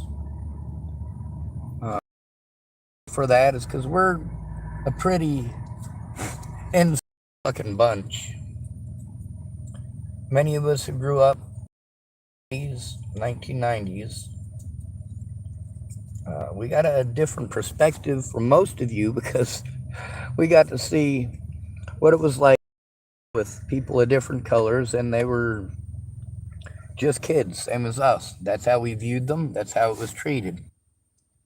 Of course, the internet is a giant popularity contest, and that didn't come around the 1990s. So myself and a couple of people who were born in the 80s were talking about being insensitive. How insensitive we really are. I mean, there I was talking with a black woman and a white woman, and both of them were being racist, and I was being racist, and it was all in good fun. Us in the 1980s, when we saw all this shit happening in like the late 90s and the early 2000s, we all went, "What the fuck? What the fuck, Chuck?" Jesus, man. We're the generation who keeps going, "I just don't get it. Why are you bitching about that shit? There is real problems in the world." Those of us who grew up in the 1980s, what did we learn? Well, most of us did learn responsibility. Most of us did learn to take responsibility for our actions. Most of us were well aware that there were long-term repercussions. I mean, this is the first truly integrated. The 1970s were pretty close. The 60s were pretty close. The 50s were pretty close. But when we're talking about fully integrated, we're talking about not having to segregate class by color, not having a bunch of racial bullshit in class every day. I mean, we still had to deal with racists. That definitely happened. We still had them kids that would start shit and then scream at you, "Call me the N-word. I dare you. I dare you to call me the N-word. I know you want to." Yeah, we still had those guys back then.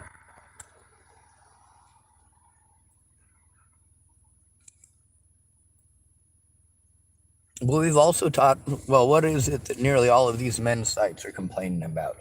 The HR department. Yes. If a woman feels uncomfortable, we're all supposed to drop what we're doing and do something about it. Now, one of the ladies here, I guess she had complained about an actual stalker that she had. And turns out he wasn't actually stalking her, but she was complaining anyway. And this is kind of what we come to expect nowadays. You're not allowed to be honest with a woman or she's going to get offended. She's going to feel uncomfortable if you're honest, so don't be honest. Then she's going to complain at you that she wishes you were more honest.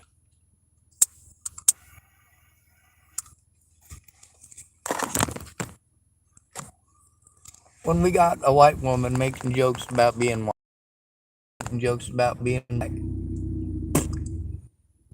and nobody is getting offended, and we're laughing at these stupid jokes, and we all know they're stupid jokes. But that's what the 80s was. I mean, life was so fucked up. Just a lot of us had to a family growing up in the 1980s. We were raised by the other kids in our class for the most part. Our parents were they were the druggy generation. That's hard to believe with all of the fentanyl overdoses today, isn't it?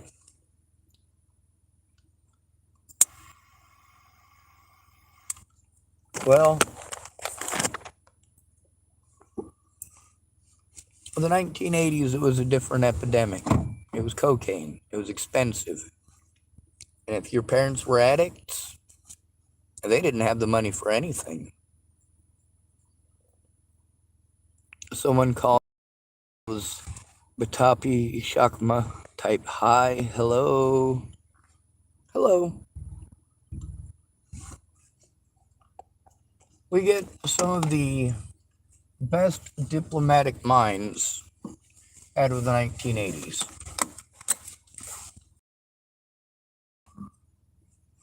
We made a lot of progress. And a lot of us try to pass on what we learned to a generation that is not only internet savvy, but addicted to the internet. I know women who will go home and complain if their boyfriend and or husband wants to play a video game or watch a football game. But they'll get on and play on their computer for 5 to 8 hours every night.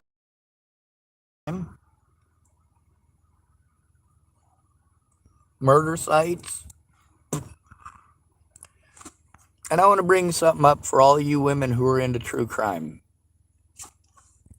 There have been at least 3 women this year whose only means of conviction, the only reason that they were convicted, is because of the circumstantial evidence of their into true crime.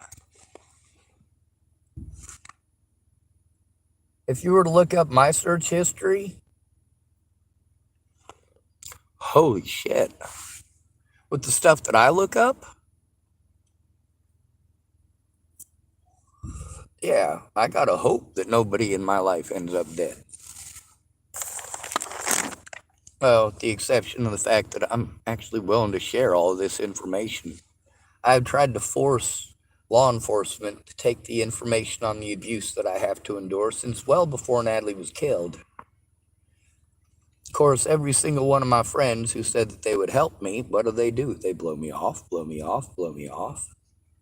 Now, some of y'all might look at the situation I'm in now and go, well, why are you talking shit about those people? Well, I'm talking about my friends. I'm talking about the situation that started all of this. The situation with Natalie Bollinger.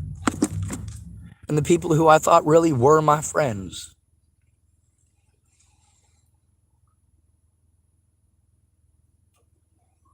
I got a big puffy blanket and it's brand new.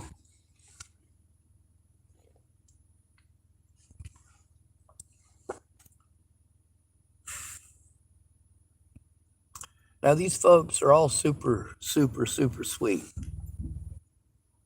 We all know that as soon as somebody starts playing stupid, that's the precursor to them playing victim. So the moment somebody starts playing stupid, that's your cue to get up and go.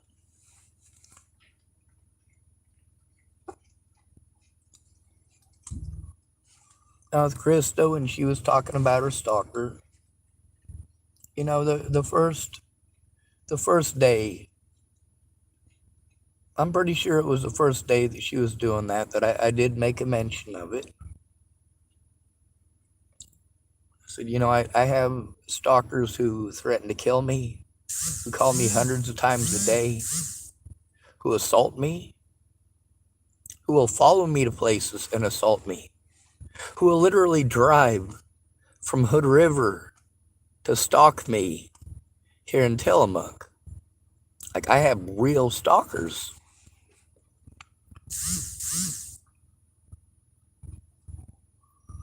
And then for a few moments, it seemed like she was kind of trying to play it off as a joke. That's not a joke. That's not a joke. When people kept coming up to me and telling me that Brianna Hernandez Cordona was stalking me, I said, well, I don't see how that is. I don't see her anywhere. Oh, she's telling everybody she's in love with you. You're gonna get married. Holy hell. How old was Brianna Hernandez Cordona when I first met her? She was 15. And I tried to run her off. A lot of us did. Of course, I was about the nicest about running people off that a person could be. I'd explain to them why it is. Instead of just saying, hey, you need to get the fuck away from me now, and screaming it over and over and over until they left. I was like, hey, here's how it is.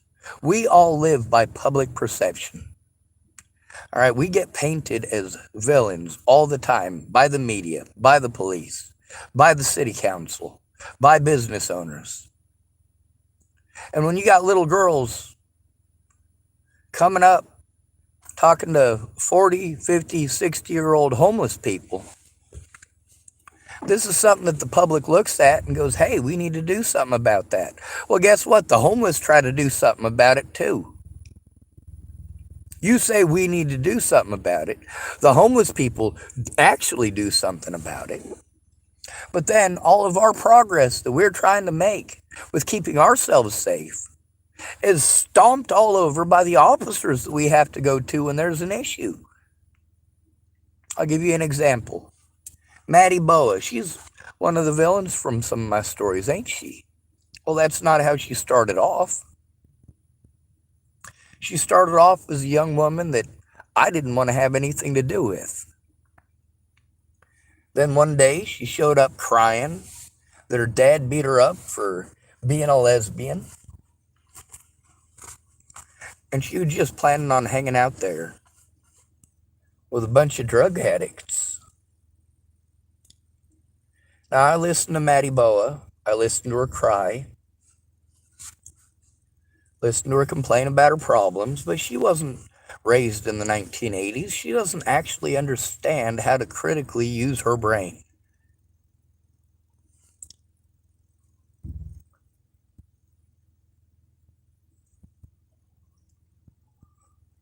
Now, she is entirely capable. The problem is she hasn't been taught to. Those of us who grew up in the 80s, we got a fucking premier goddamn education. Meanwhile, the best video game that we had was, where in the world is Carmen San Diego? Or Oregon Trail.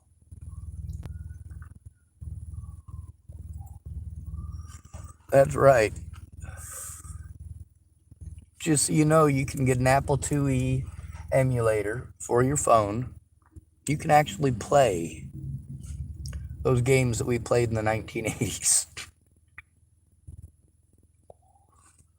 You can also play Pong. Computer games in the 80s were not that great. Anyway, the gentleman who spoke with me today, he said that there was more than one person who had an issue, that I was talking about something that makes those women uncomfortable. You know what? If we don't have any conversations that make people uncomfortable, we're not going to make any fucking progress. A woman doesn't want to hear anything that makes her uncomfortable. Well, that would be literally anything that holds her responsible to her actions. And the funny thing is, same thing with men. But men depend on having a woman who gives a shit, or we're not going to get heard. There's a lot of younger folks who have the benefit of having parents from the 80s. But that's not always a benefit. Sometimes we get sick and tired of your goddamn pronoun bullshit, and we'll tell you that. I don't care if you're gay. I don't. I care if you're being a dumbass. And you are.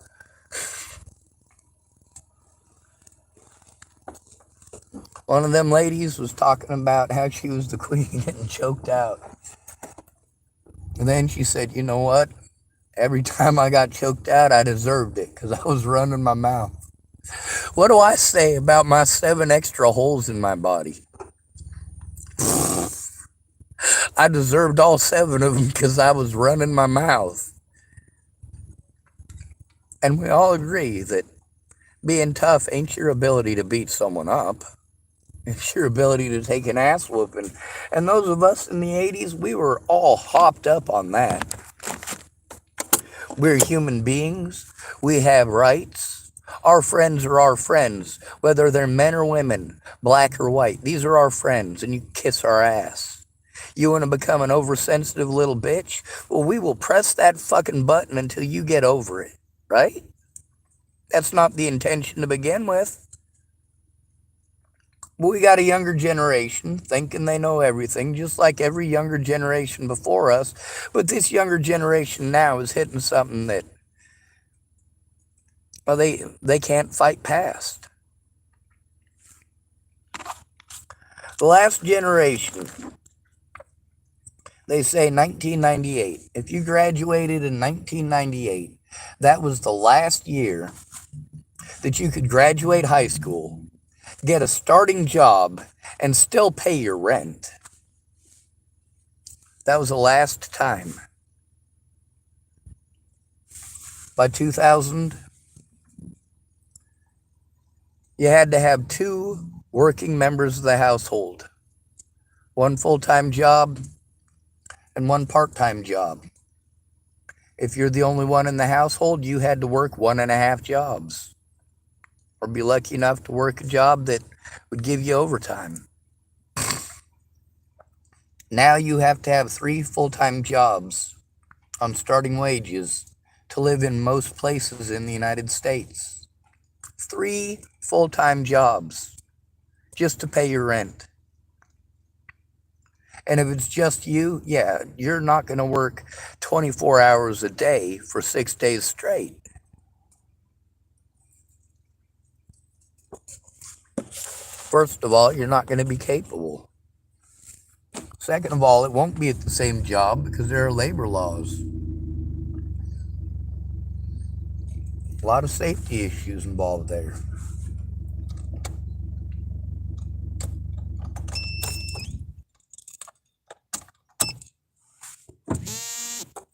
Now, obviously, I could go throwing a tantrum. I could go pretending that Eric was some horrible person to me who came out and started shit and tried to accuse me of a bunch of shit that I didn't do. He didn't have any specifics to give me. He was just trying to address an issue before it becomes a problem. Now, one of the issues there is that it's not just an issue between the situation at Safeway. It's also that many of these people, I know them from other places. Now, the chances of Krista being the issue are pretty significant, which, of course, is going to increase my chances of not going to that church for anything. First Christian Church. When you've got a congregation going to a meal, and I don't mean a congregation of church-going peoples, I mean just any congregation of people. This isn't your church pew people. This is mostly homeless people and broke people that are going to these places that you feed us. But you've also got the influx of predators that are going to prey on people. And when they do so at a church, you know, it's understandable here at Safeway. It's understandable at the Starbucks. If they set rules, I'm going to do my best to follow them. If I'm told to go inside and tell somebody about it when I'm harmed, that's what I'm going to do. When they tell me to go to a specific person there, that's what I'll do. Now, when it comes to, well, churches, that's a different story.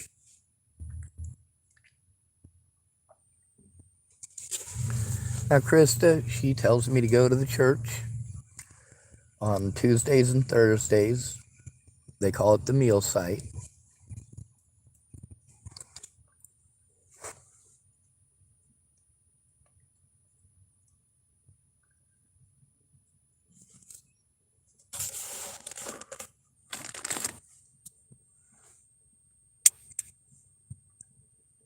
When you bring up a moral issue, you're not supposed to, as a man. You're supposed to just man up and take it. This is what is socially required of you. If you're actually being harmed, nobody cares. But if a girl goes, oh, I'm uncomfortable, yeah, people are going to do something about it. Well, if you're uncomfortable, just tell me. I'll avoid you like the goddamn plague. Women are also taught that when you do something wrong, you go to your women friends and you gang up on the dude. This is not something that's unexpected. Him telling me there's a group of people at Starbucks that work there that are uncomfortable. Oh, that's fine. You know, it's pretty easy to figure out which ones it is. I also speak out about those ones and the situations. And I speak out about them here. I already know that even though what we're supposed to do, what we're instructed to do when there's an issue, we're supposed to talk to the person that the issue is with. Let them know how it makes us feel. You cannot do that with women today. You can't. You're not allowed to tell a woman that something that she has done harms you. You're a bad person if you do that. Now, yesterday we got to deal with the situation with Brian. Brian is a drug addict. We're already aware of that. Brian also, well, he was one of the folks that the so-called professionals wanted to pawn me off on, knowing that he was a drug addict. When you tell someone that they chose to be a victim, you're about the worst kind of person that there is. Did I choose for people to stab me for running my mouth? No, but I knew it was a possibility when I was running my mouth. See, almost all the extra holes I got, they weren't premeditated. If it was premeditated, they would have shot me with a shotgun or stabbed me with a real knife. But no, that's not what they stabbed me with. What they stabbed me with was whatever they happened to have in their hand.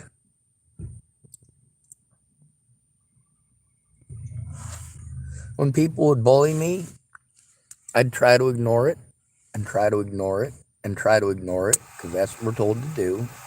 But it doesn't work. You ever try to ignore somebody who's mounted up on you and pounding your face in? It's not an easy thing to ignore.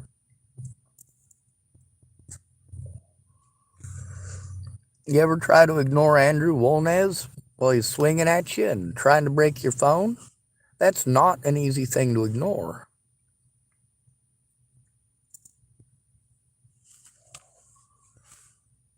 This here is a business. And although technically a church is also a business, it's a different kind. See, they're supposed to be in the business of serving our spiritual needs, right? Well, what are our spiritual needs?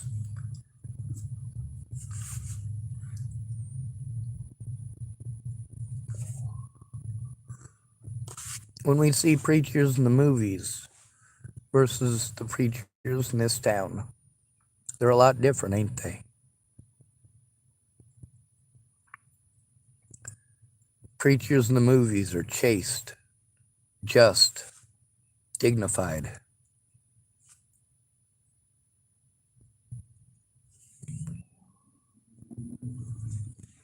In reality,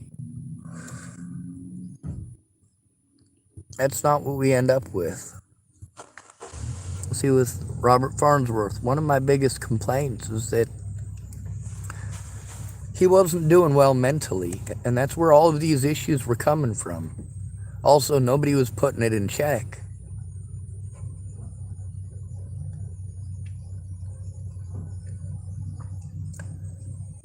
Out of all of the assaults that I endured at the hands of wolnez, there was only one situation, only one people actually stepped in to put a stop to it. Thank goodness for Mr. Malcolm for being there. And the instructions that I have are to go into the store. Now, I do get to hear a lot of gossip, of course, but also a lot of us from the 1980s, we just love sharing our stories. you know? When we sit down and gather with a group of people from the 1980s, it's like, holy shit, these people are using their brains. They're not overly sensitive about every goddamn thing. When they fuck up, they admit they fucked up. When we run our mouths until we get fucked up, we admit that we got fucked up for running our mouths.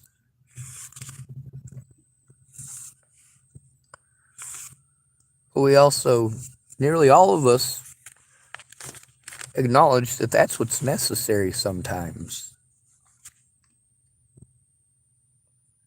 We don't want to beat your ass.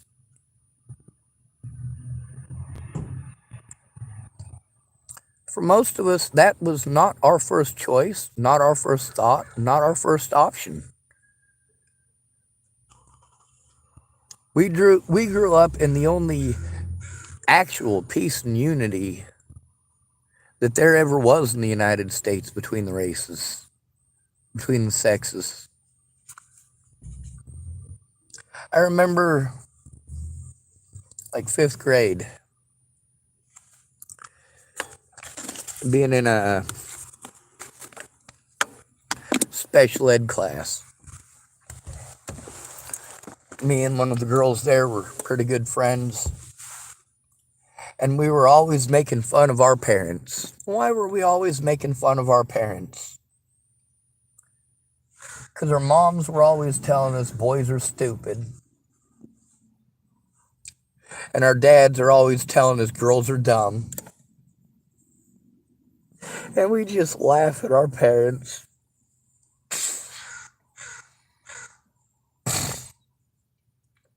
But today it's become a major issue again. Racism has become a major issue again. Matter of fact, it's even become popular. BLM has done more to fan the flames of racism than anything else in the modern world.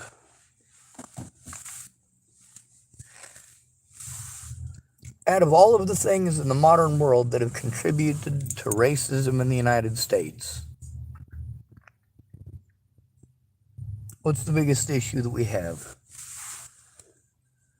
Well, we've got a younger society that believes they shouldn't be held responsible for anything.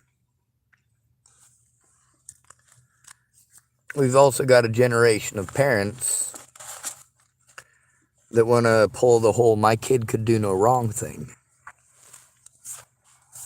Now, dear women, men are uncomfortable around you, period. All men have to be afraid of all women. That's the reality of the situation, and that's because of the education. We're already well aware that everything in our society is set up to help women, to give women advantages. But we also get to see that poor people don't get those advantages regardless of gender, do they? Now, of course, if you're a poor woman who has a bunch of kids, yeah, we're going to all end up paying for it. It's just going to happen. But, you know, you can have a conversation with somebody who was born in the early 80s or late 70s, and you can have those conversations without everybody getting butthurt.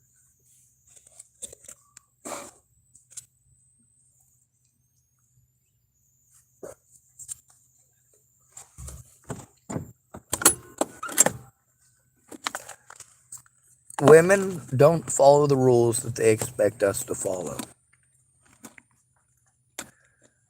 You can't tell a woman that something that she did was hurtful to you without her playing victim this day and age. How dare you say anything? How dare you try to address the issue like an adult? I'm telling. Burrs. You tried to approach me like an adult and talk to me like an adult. That's not okay. That's not okay.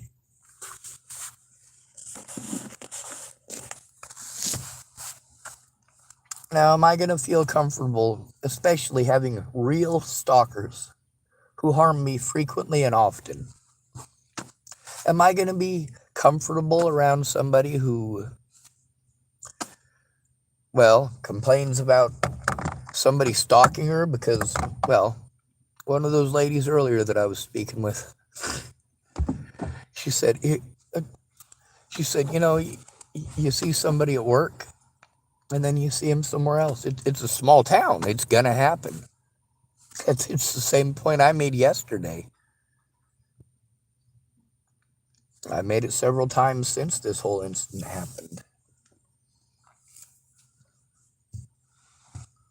And I think part of it is that I was talking about being stalked and about how my stalkers were doing a lot of stuff at Safeway, but not just Safeway, also the surrounding area. Now, when you want to say what's the right thing to do, well, that depends on morally how you view the situation. Do you view it as, well, that's a business, they don't need to get involved, and it's irresponsible of anyone to believe that they should? Or are you one of those people who goes, you know, if a business is going to ignore harm against at-risk adults on their property, why are they still a business? Why are we supporting it? Obviously, I'm not out to hurt anybody.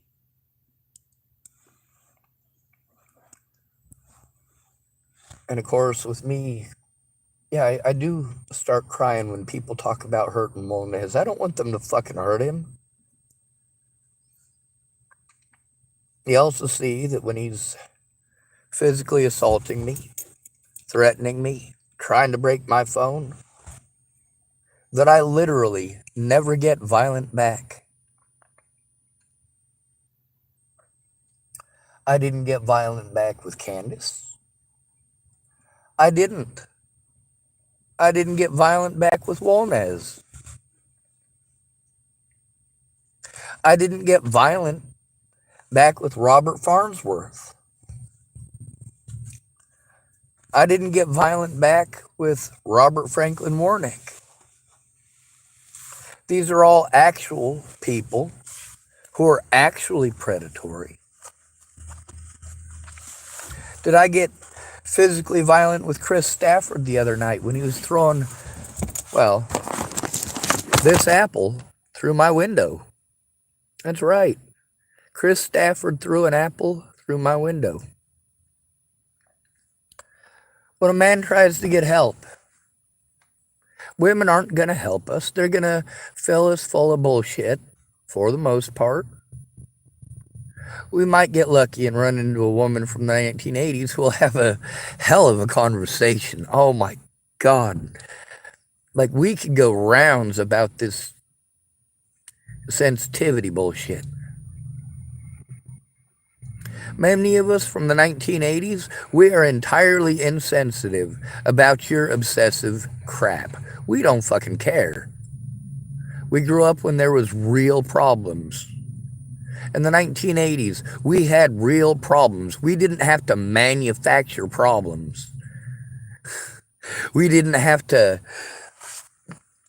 Well, let me explain how grooming works. Grooming, this is where you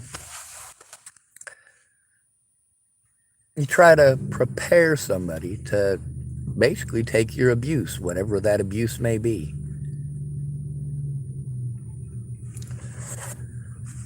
Let's say you're a physical abuser, right? There was a man who, there was a little bit of the stuff from him the other day recorded, where he was talking about how his ex, you know, she came over and everything was fine and dandy, and then she smacked him in the head with a fucking pipe off of a Hoover vacuum cleaner.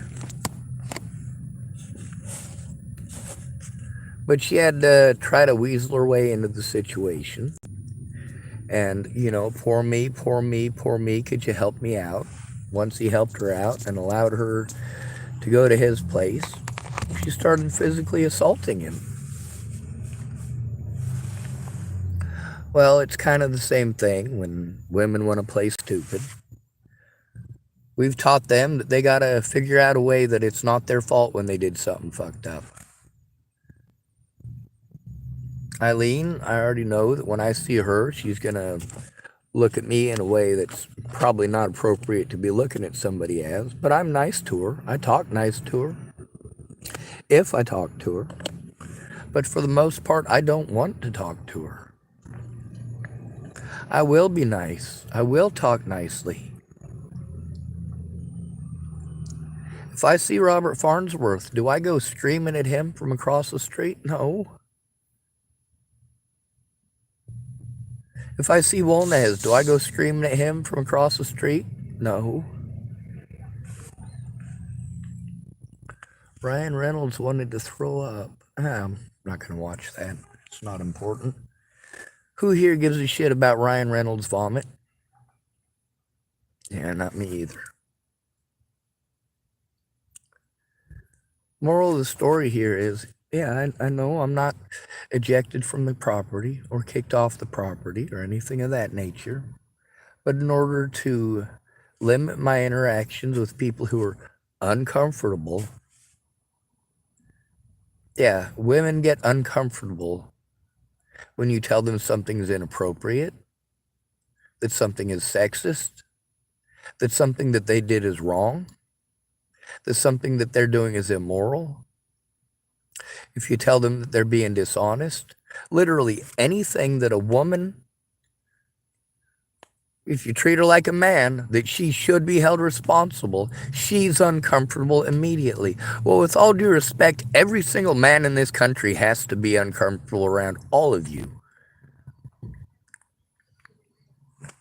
I guess Krista had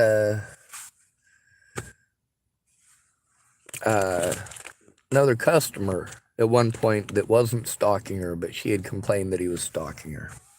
Well, that's good information to know. And it might have been the other guy that she was talking about, because she's had apparently 2 stalkers. But are they? You know, I told her when she was trying to say that that guy was stalking her, I said, if he's really stalking you, I'll help you turn him in. That's right, I did tell her that. I also told her that what she's describing isn't stalking. It's a small town. You're going to see him somewhere else. It's inevitably going to happen. It's a small town. And what was going on at that point in time? That was, well, several months ago. At that point in time, the guy who stalked me here from Hood River, James Murphy, was literally pulling into the parking lot here to harass me, driving by, screaming stuff at me. Damn. So what did I do? Pulled out my camera and started recording. And that man just kept it up because not one goddamn person cared. Not one of these people cared that I had a stalker who was stalking me everywhere that I went.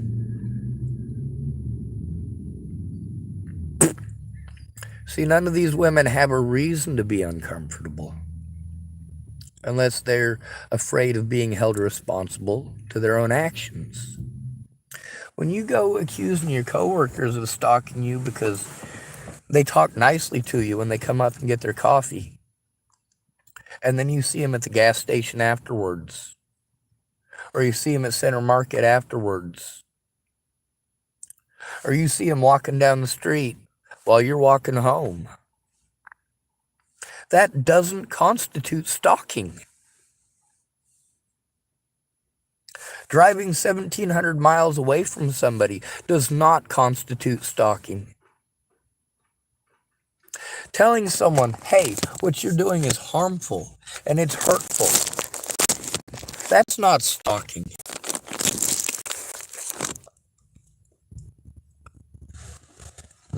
Holding a woman responsible for her choices and actions, that's also not stalking.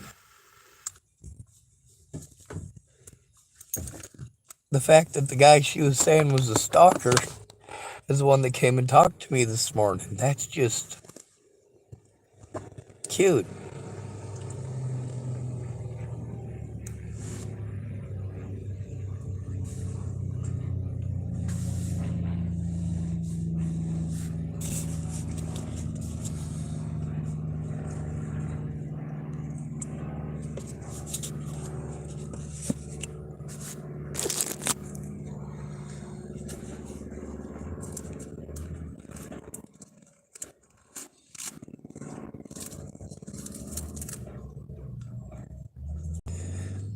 I don't want nothing bad happening to wolnez.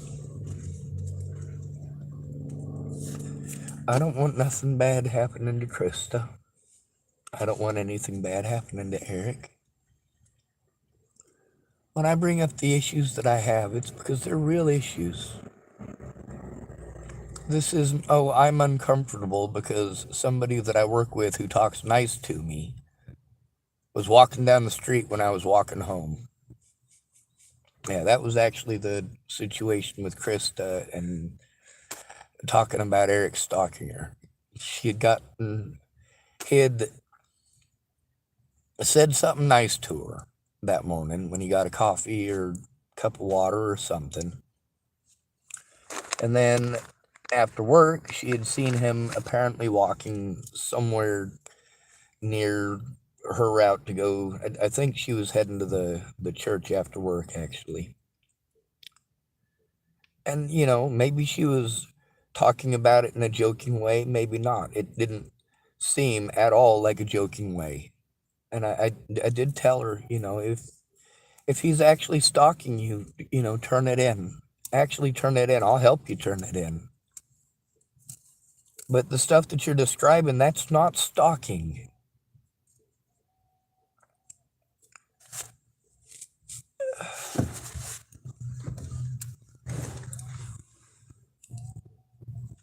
I get that you've got this expectation of you should always feel protected and safe because you're a woman and so on and so forth.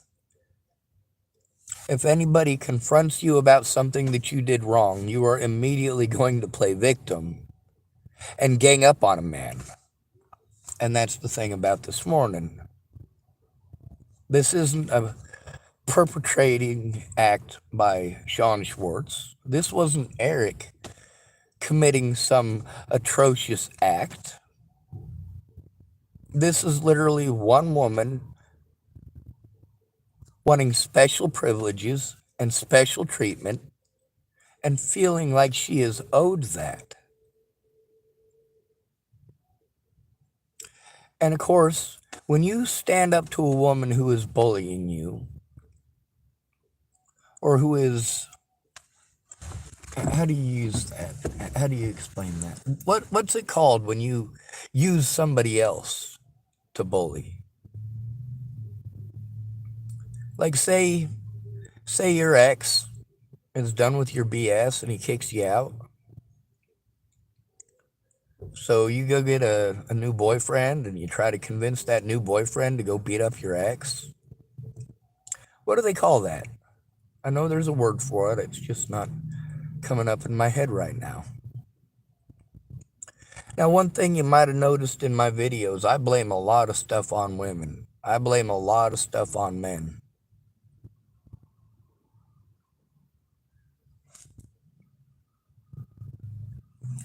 That's because we need to be held equally responsible.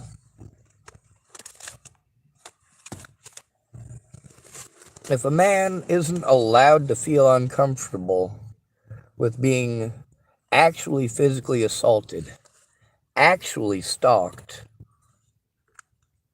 if he's not allowed to feel uncomfortable with that, but you're allowed to feel uncomfortable and gang up on a man because he confronted you about playing victim for sympathy.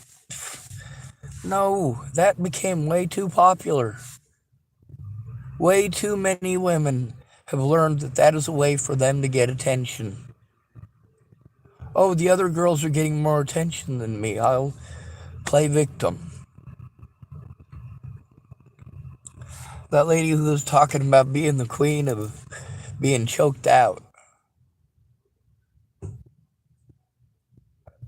Did she try pretending that she was choked out for no reason? No, she was bragging about her mouth.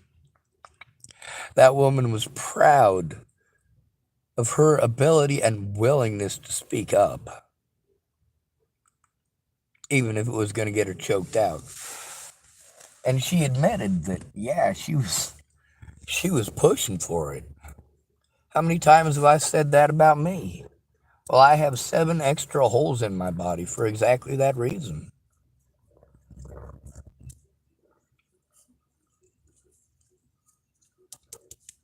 I didn't get stabbed with a carpenter pencil because somebody premeditatedly come up to me with the intention of shanking me. No, he was being an asshole and been an asshole repeatedly to me, and I finally got sick of it. I got sick of all of the passive aggressive bullshit. I got tired of walking around on the construction site, and anytime that I had to walk by the asshole, he'd stick his fucking foot out in front of me. I'm carrying a bundle of shingles. He fucking trips me with the shingles. I'm carrying a load of 2x4s. He trips me with a load of 2x4s. That shit could get somebody injured. You don't do that on a job site. So I ran my mouth at him till he swung at me. Well, he didn't just swing at me. He had a carpenter's pencil in his hand. He was marking off some boards for cutting. He decided he'd take a pause to make sure that he tried tripping me again because he thought it was the funniest goddamn thing in the world. Well, I set down everything and I made sure the whole construction site knew exactly what I was doing. I was running my mouth. I'm not going to be tripped over and over again. I'm not going to be tripped when I'm carrying a 70-pound bundle of Tamlocks. Not cool. And it became a major safety issue. I had gone to my boss about it. The boss said that he was going to talk to the other employee about it, but he didn't. I mean, by the time that dude stabbed me with a carpenter's pencil, I'd been running my mouth for probably 2 to 3 minutes straight. He wasn't going to be allowed to get a word in edgewise. I was done with it. I'd taken 2 to 3 weeks worth of that BS from the same dude. So was I in the wrong for making a disruption? No, the man was physically assaulting me. You don't consider that physical assault? That shit hurts. Sure, it was the Tamlocks being on my arms that I was carrying when I was tripped, and I fucking fell face first. First thing to hit is my elbows with that big old heavy thing of Tamlocks, and my head bounced right off of them Tamlocks. He thought it was hilarious. How many of you get off on people being hurt? How many of you get off on hurting people? And when you have a boss who isn't going to do anything about actual harm, that's phenomenal. When you can't tell a woman that she's done something wrong, that she has done something hurtful, done something harmful, without her getting uncomfortable, well, holy shit, this is why I don't want to be around any women. Meanwhile, then I run into women who grew up in the same generation as me, and I go, well, shit. There's at least some reasonable people on this planet.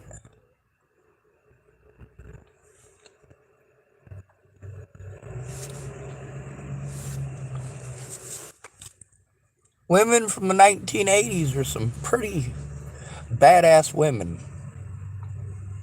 My little sister's all sorts of fucked up, but she's an 80s kid. And she's far more reasonable than most people of this generation. She also knows how to play victim. She's aware that she can do that it does work. But the situation where she disappeared in 2012, was it that she just got bored with her husband? No. Tara is actually pretty reasonable. She goes quite a bit overboard on the religious thing, which, of course, when people at the church are coming up to me in public and saying, hey, your sister's really weirding out the people at church, She's got this horn that she wants to go with everywhere, and she gets all dressed up like an Arabian princess, and it just freaks people out. And you should see me play dress up, homie. You want to be angry because my sister has a shofar?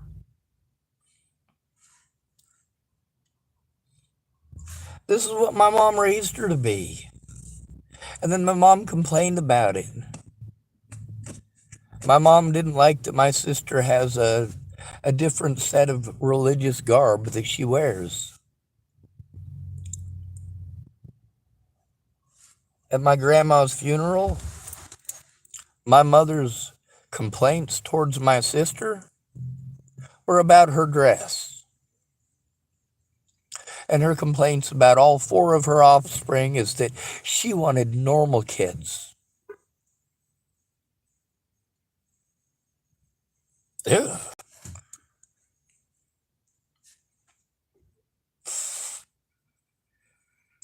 You spend your whole life getting fucked up on drugs, so you can't even have your kids.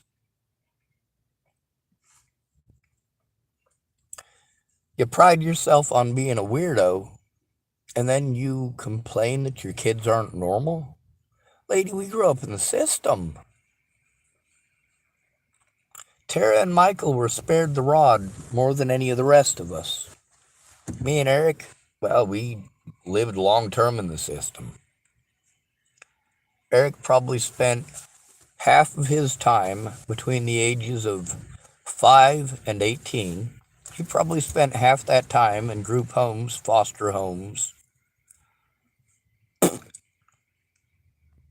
and of course, juvenile detention facilities, kind of the scared straight program thing.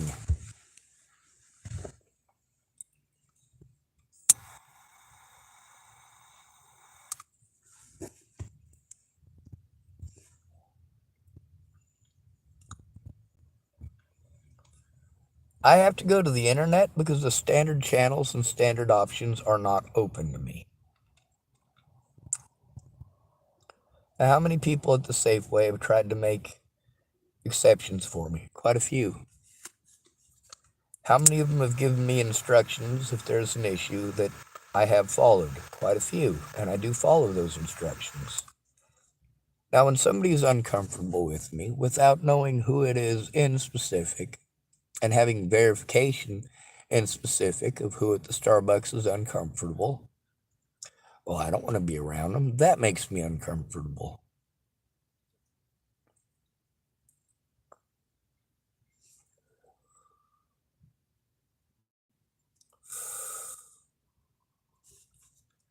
But also, what about my comfort? Does my comfort matter? Does whether or not I feel safe matter?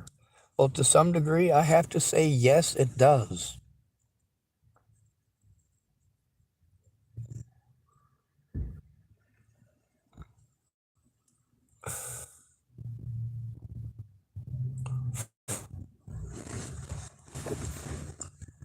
If they didn't care, at least to some degree, they wouldn't tell me to go inside of the store when I'm being harmed. But women have been taught to make any excuse, and of course they're going to, especially this younger generation or the older generation. You want somebody who might actually care, might actually listen? Well, find somebody who was born in 1978 to 1986. That's no guarantee that they're going to actually use their brains. I mean, like I said, we still had racism in the 80s. It still existed, but it was a big joke to me, to the black kids in my class, to the white kids in my class, to the Asian kids in my class. We all saw it as a big fucking joke. Like, okay. It's one thing when your parents in Chapel, Nebraska are telling you how dumb black kids are. It's another thing entirely when you're in school with black kids for years and years, And then you go to Chapel, Nebraska, and everybody wants to convince you of how horrible and stupid all black people are. You shitting me?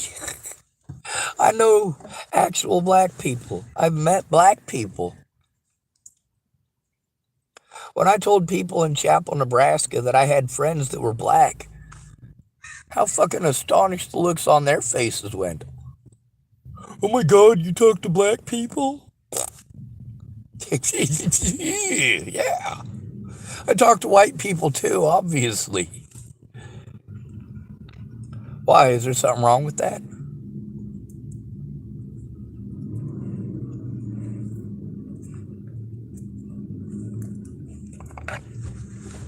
The problem here is that we've taught every woman to play victim and every woman that she's not responsible.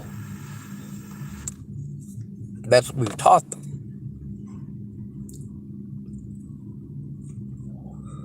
Meanwhile, I spoke with 3 women today who are absolutely fessing up to what they do wrong,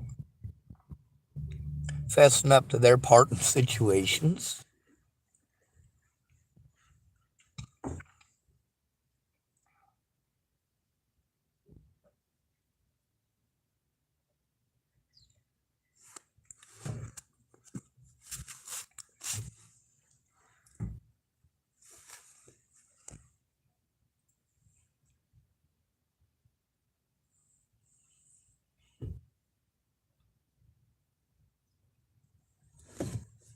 Yep. So now I'm reminiscing fondly of a conversation I had an hour ago.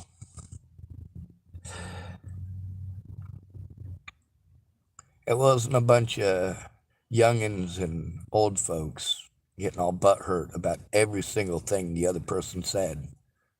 No, it was a bunch of grown-ass adults laughing about it like we did in the 80s. This idiot really wants to tell us black people are stupid.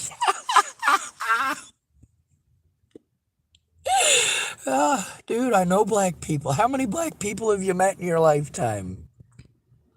Yeah, go ahead, keep on talking. Really, black people do that? Really? You're really showing yourself to be a smart person there, buddy.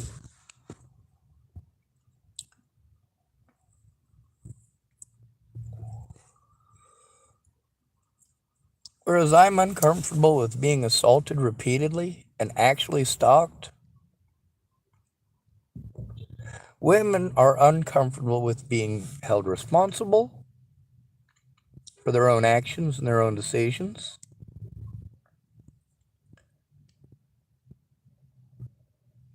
And how many women choose to take responsibility for their actions and decisions regardless?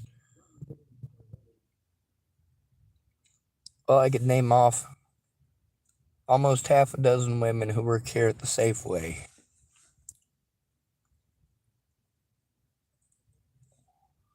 Maybe they won't help me the way that I need, but they'll at least be responsible to their own end. If they do something wrong, they'll admit it. And those women don't have any unreasonable demands of me. They don't ask me to do things that they wouldn't do themselves. They don't make inappropriate boundaries.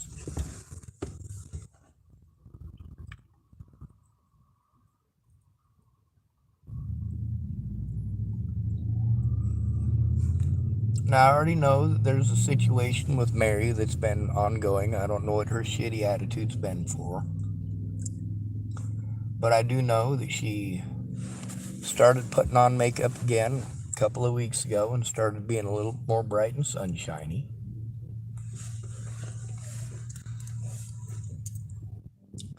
I also know that I do tell the people there that I am thankful that they don't treat me making jokes like it's me hitting on them. Although one of the women there has that opinion in her head real heavy. So I just don't tell her any jokes. No biggie.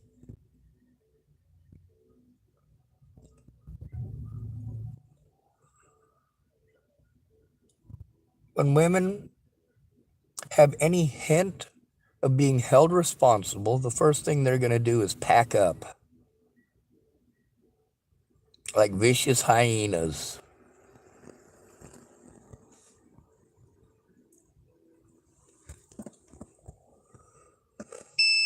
Women will hide behind professionals, and that's very popular. Now, it is my personal belief that the majority of the antics spoken of at that place, depending on who's working, no, it's not appropriate. Of course, it's not appropriate for a work environment. No, those are not conversations that you have at a public kiosk serving coffee. Who's doing who is not everybody's business. You playing like you're being stalked for clout, that's fucked up.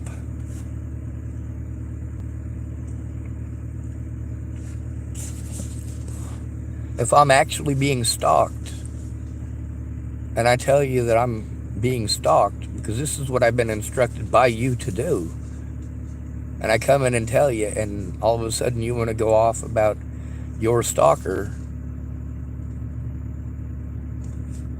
okay, but you haven't described any stalker behaviors.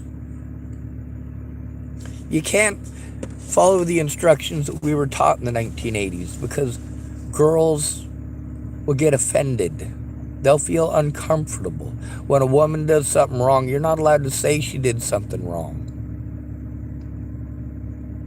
You're supposed to ignore it and pretend it didn't happen. And if you don't do that, it will make her uncomfortable.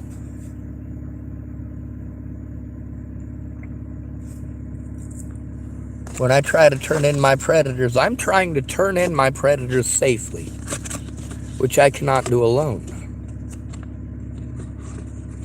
That's because we live in a very sexist society. A society where everybody makes men do it alone. What actually needs to be done when we are being harmed is that it does need to be turned into the police. The same as a crime that happens to a woman. But the fact is, more and more frequently, we've got women who just don't want to be held responsible for doing wrong shit. Pretending like they might be victimized. No. You pretending like you might be victimized gets innocent people harmed and killed. When you pretend that a man stalked you, and I do mean pretend, there's no stalking behaviors towards that lady. None. None of the things that she described are stalking behaviors. None of them. Now, what happens when a woman pretends like she's stalked? You end up with actual stalkers like Wolnez, who are actually violent. Frequently violent. Believes that it is justified.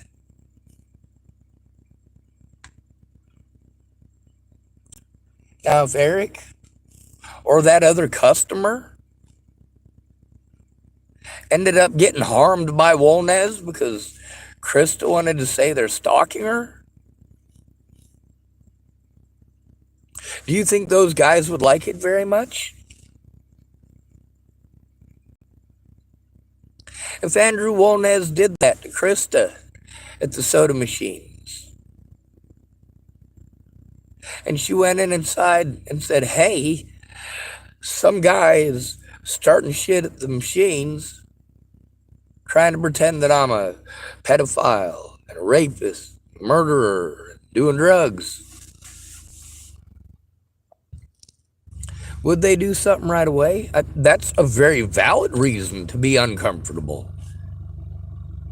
Being told that you did something wrong, or that something that you're doing could result in someone being harmed or killed.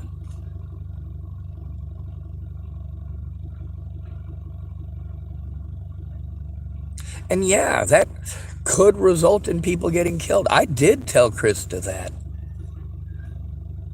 because I wasn't comfortable with her doing the whole stalking.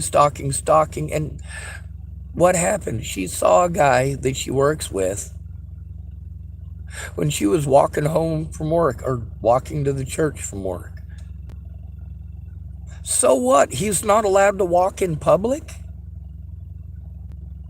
If you see him somewhere other than the work environment, that automatically means he's stalking you?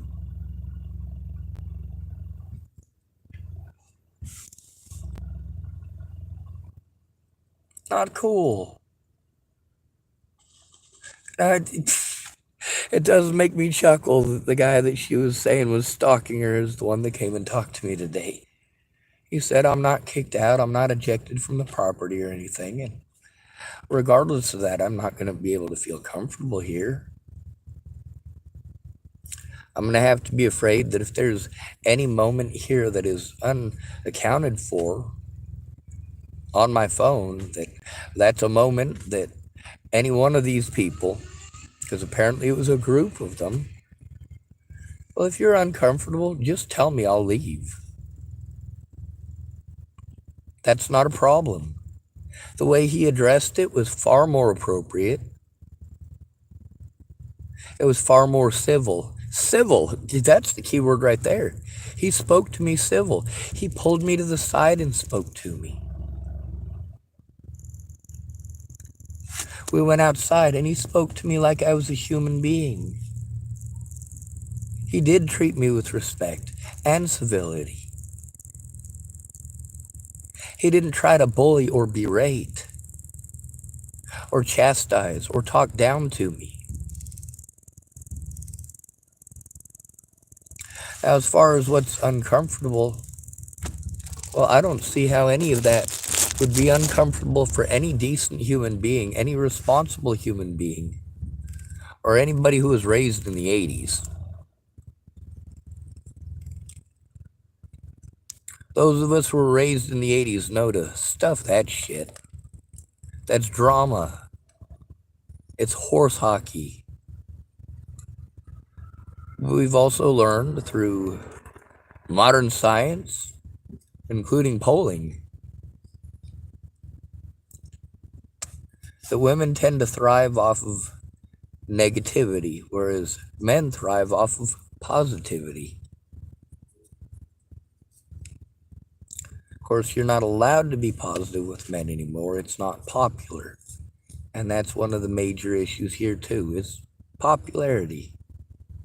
For a really long time there, it was real popular to stick up for homosexuals. Then there were a lot of people who abused the privileges,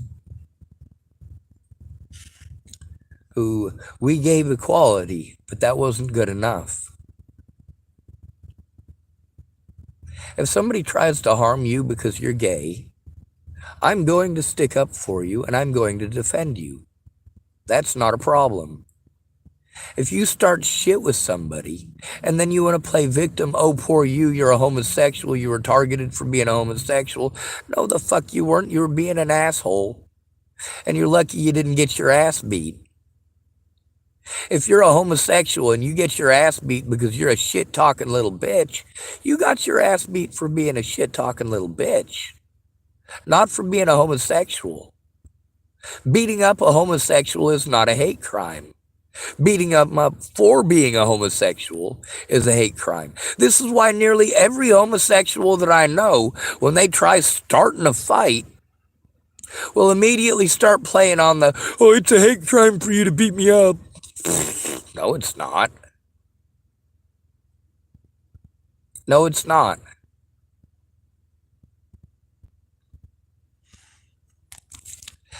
If a homosexual comes outside and starts beating on a child, and I beat him fucking bloody for beating on children, I didn't beat him bloody because he's a homosexual. I was simply trying to get him to stop hurting a child. And he kept it up until I had to hit him so many times that he's friggin' bloody. Now, thank goodness, when I've encountered situations similar to that, It doesn't take me getting physically violent with someone to get them to stop. All I have to do is yell at them. It redirects their anger and their hatred towards me.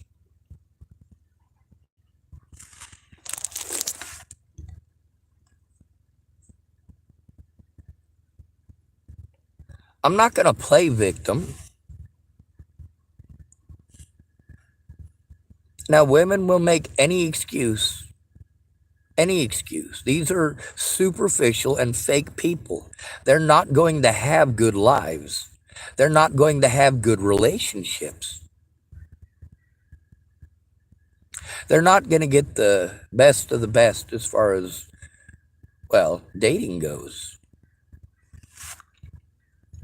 See, your looks may land you a dude temporarily, but it's your attitude that makes or breaks the relationship. If you're constantly demanding but not giving at all, you're showing that you have an expectation of princesshood. But we can't have that. If a man tells you no, does that make you uncomfortable? If a man tells you, you know what? I'm not interested in you and I don't want to be anywhere near you, does that make you feel uncomfortable? It'll absolutely make you feel uncomfortable if I say that I'm going to take you to court. And the first thing you'll do is slander my name. I expect it. I know how we've trained women in the United States. I know what we've taught them. I also know that, thank goodness, not every woman is like that.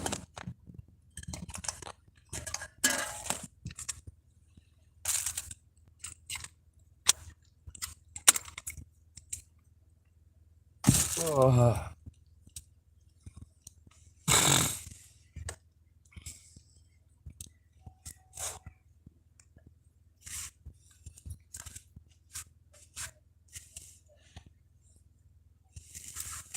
all right, I'll be right back.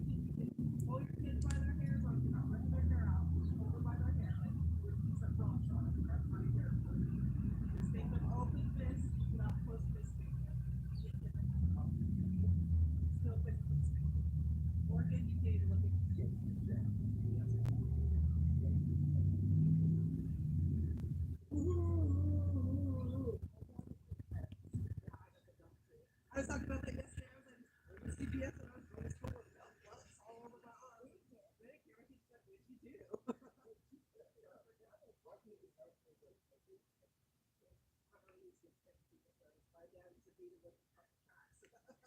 I just remember sitting there as a little girl watching Keep My Brother going,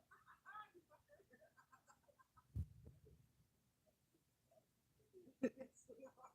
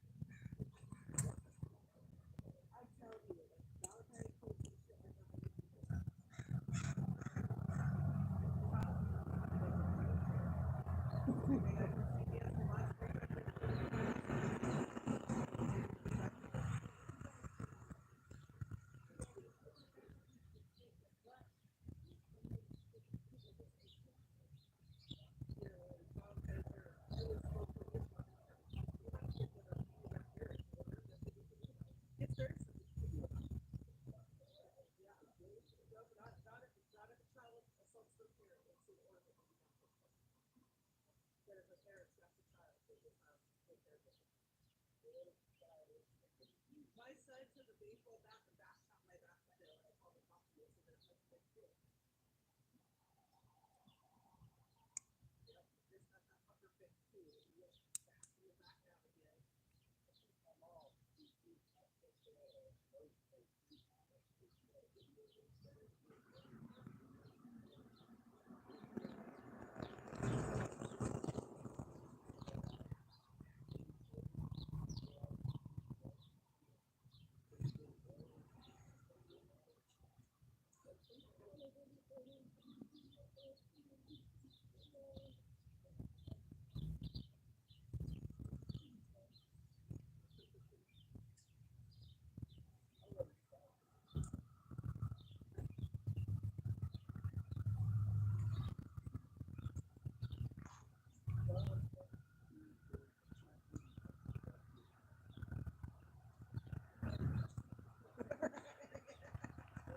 And if I am sensitive to a start my period.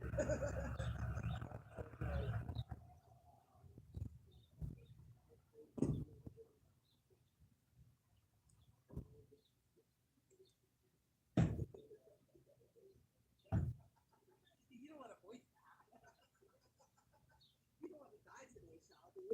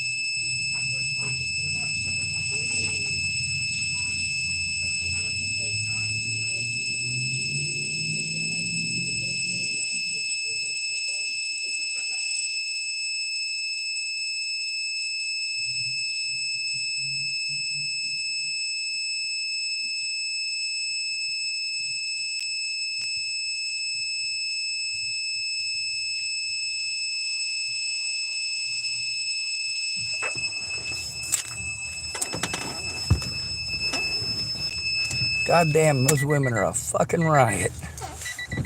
Let's make sure we turn this off so we can actually start the car.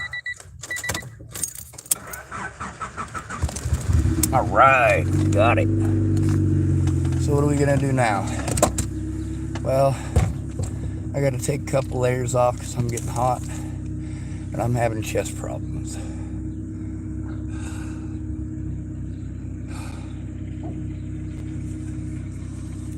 Now, what do I do when people have an issue with me? I avoid them.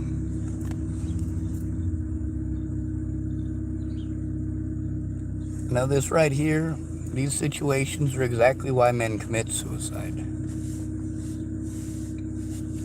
We're not allowed to tell you that you did something harmful to us. We're not allowed to tell you that what you're doing is harmful to others. What were we taught in the 80s that we're supposed to do? Same thing you guys were taught in the 90s you're supposed to do. When you got a bully, or an abuser, or a friend even, that there's a problem with, you're supposed to go to that friend and tell them what they're doing is harming you, how it makes you feel, and ask them to stop. You can't do that in the modern age. You can't attempt that in the modern age. Both of the women I just spoke with, they're well aware of that.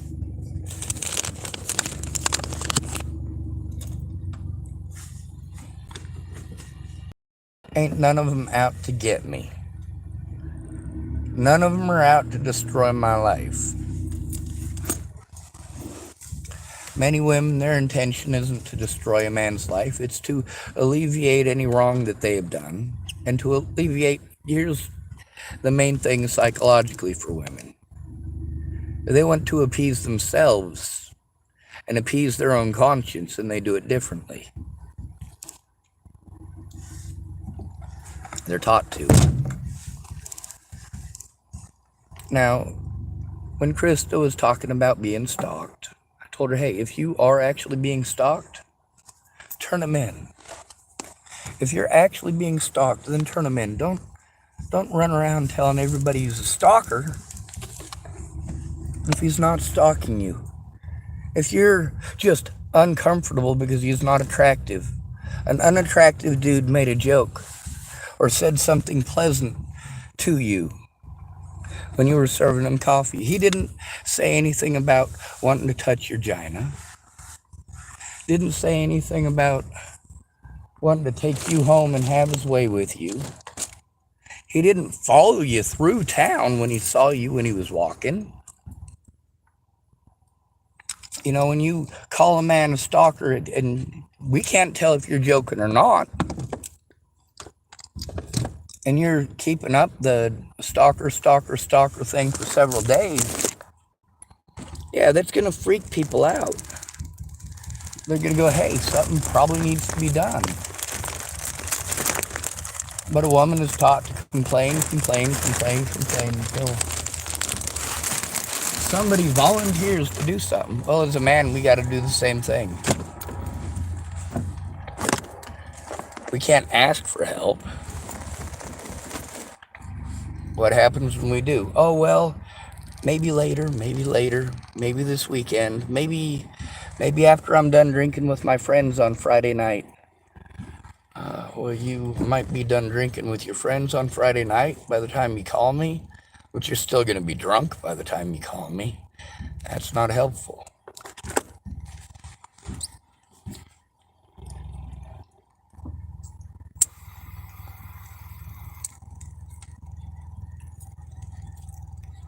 Meanwhile, it's not the abuse that pushes us to suicide. It's when we go to the people who are supposed to care about us, who supposedly care about us, who claim that they care about us, who are in that position of power where they could put a stop to it. But because it's not happening to them, they don't care. And how dare you say anything? You know, I just didn't want innocent people being harmed just because Krista wanted attention.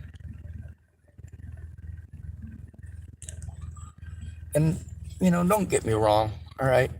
I understand that it is a tough world out there, especially when you're not the young, pretty, blonde-haired, blue-eyed girl that everybody's interested in.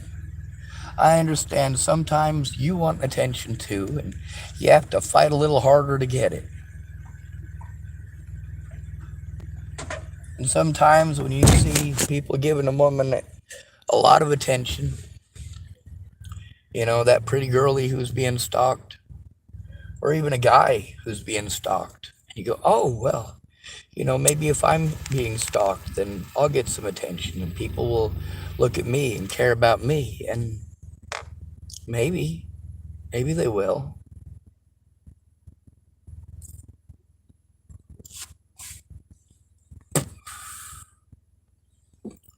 The gentleman who came and talked to me, well, although the people at Starbucks didn't deal with it appropriately, that man who Krista was accusing of being a stalker, he did deal with it appropriately. He did address the issue. He did speak to me like a human being.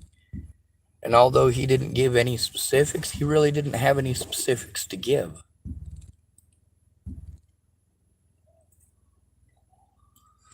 What are the chances that they're offended by my jokes? They're not that good.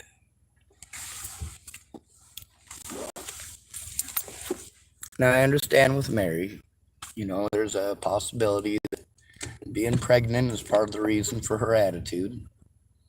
And of course, we are expected to make the adjustments. It's not her fault. She's pregnant. It's actually her fault. She's pregnant.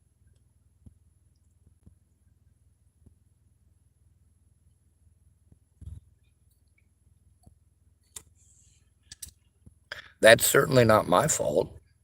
It's not any of her coworkers' fault. We're not the ones that had sex with her and got her pregnant. Now, one of the women I was talking today was talking about her period. She said, if I'm ever really, really bitchy, I'm probably on my period. I said, well, if you're ever really, really, really bitchy, I'm not going to accuse you of being on your period. She said, yeah, that's because you don't want to die today, right? Yeah, that's exactly how it is. And she states it realistically how it is. And in a joking manner, because it is something to fucking laugh about. It really is. I mean, we live in an insane world right now.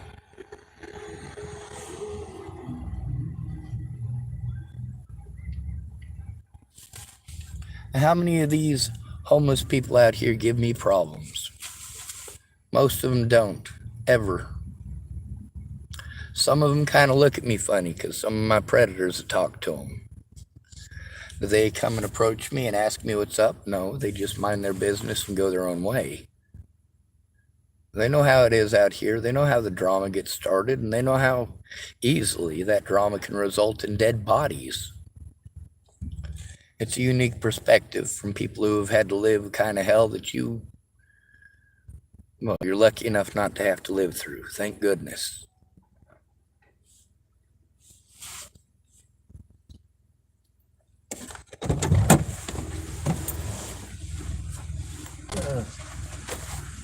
Leaving on a jet plane, don't know when I'll be back again.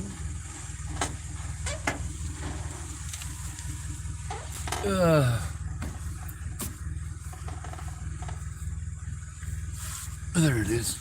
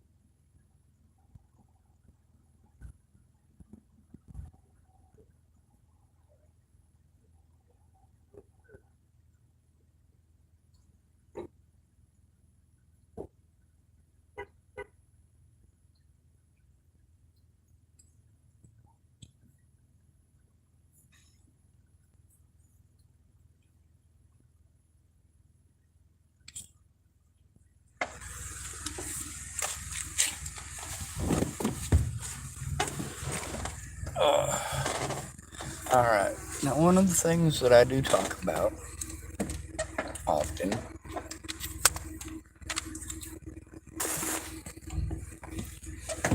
is the passive aggression from women, the expectation of men are to fix it.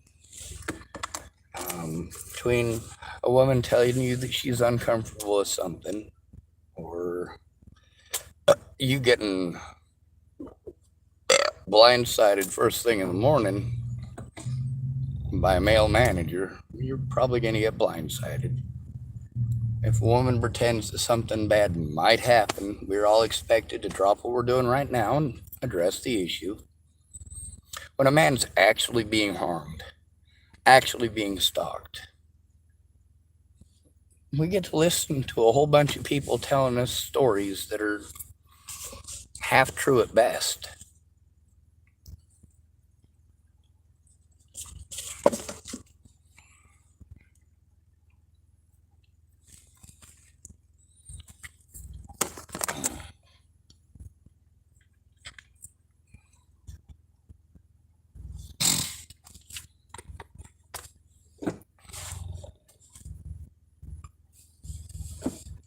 I don't believe that that dude is a stalker. And that's only based on her description of the stalking behaviors. They're not stalking behaviors.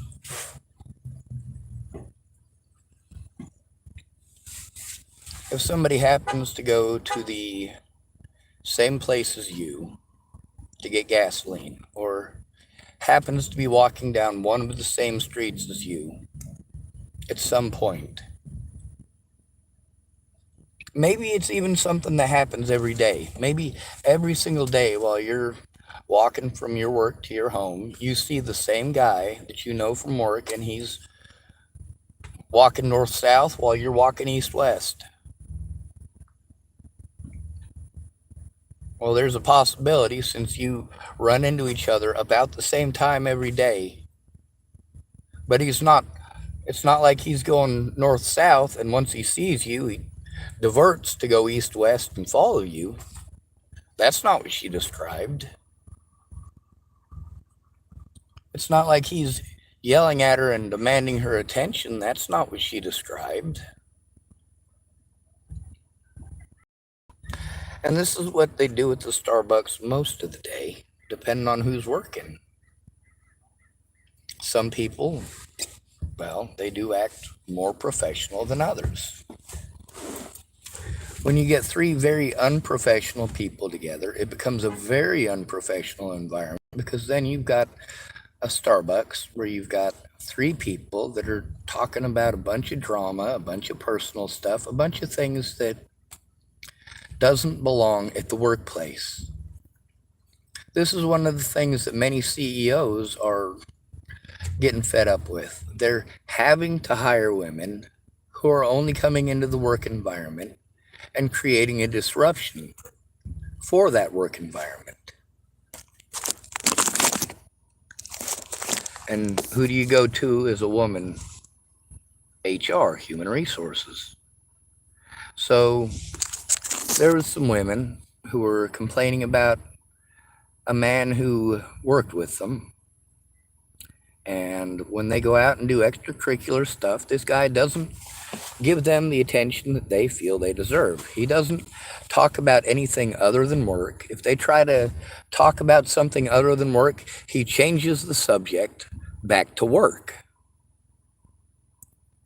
We need to focus on the task at hand. We're here for work. We're not here for socializing. We're not here for talking shit about everybody else in the neighborhood. We're not here to find out about your grandbabies. We're not here for none of that. We're here to work. Could we please work?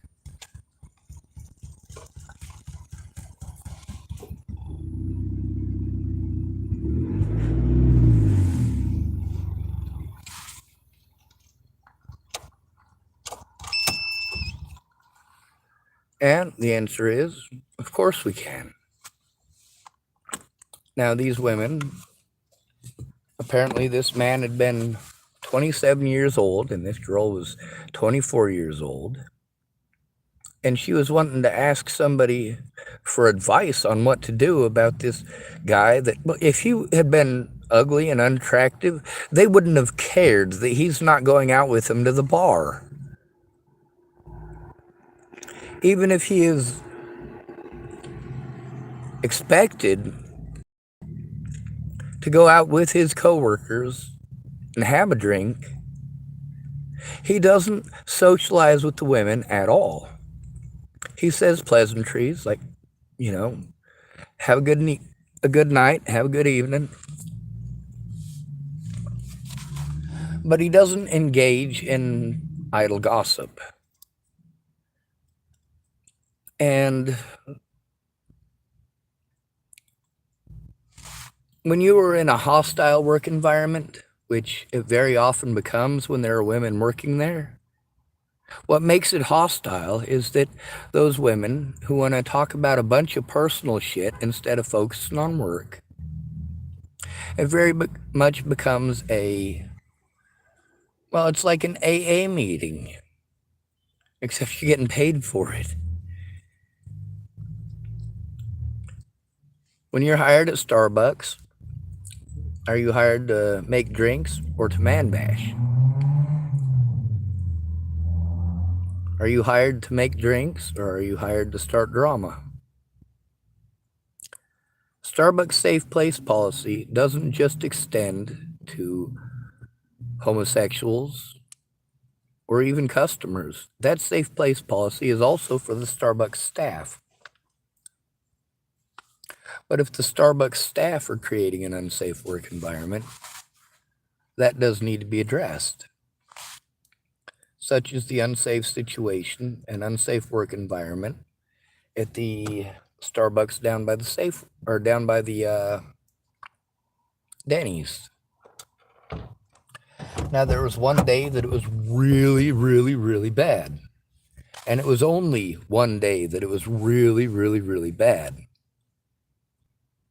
It just so happened that there was one girl there who was very uppity and in love with herself, and all she wanted to do is, she works at Starbucks. Most of the people that are her coworkers at Starbucks, they don't have the money to go on summer trips to Europe. And they certainly don't want to hear you talking about your trip to Europe, especially with your shitty attitude.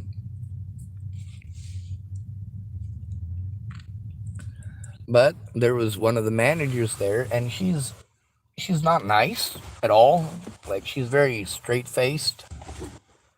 She interacts differently with men than she does with women. And there was one day where there was that uppity high school bitch, and I know that she's probably older than high school because she wasn't just there during high school hours.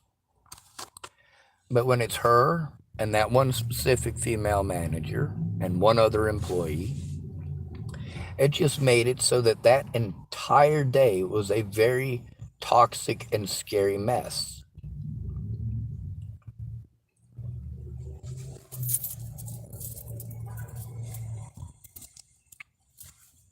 When we've taught women to play victim when somebody confronts them about their negativity and negative behaviors, yeah, that really illustrates how important it is that we have an actual safe place for men. Because every woman now wants to be a victim, and that's what makes them predatory.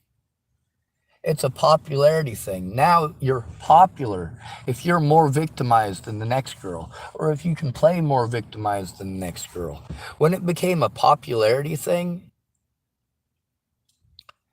that really took all morality out of the law. When it all of a sudden became popular for somebody to be more abused than someone else, and we get to see that with BLM, don't we? BLM was supposed to make it better for all of us, but even members of BLM are still taking it out on men, the disabled, and the homeless. Homie, don't play that.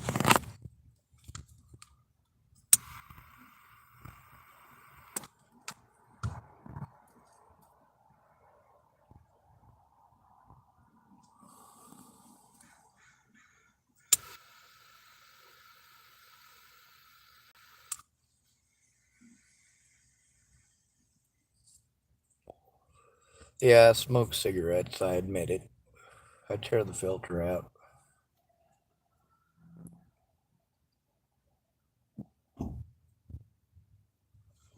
Now, instead of having a friend or family go in with me when I needed help, which is what we absolutely need as at-risk and disabled adults, what do I have instead? A bunch of people that want a pity party. All of a sudden, it becomes about one-upping the next guy. Hey, I'm not trying to have a fucking pissing contest with anybody. That has never been what this is about. This has been about stopping actual abuse by people like Andrew Wolnez.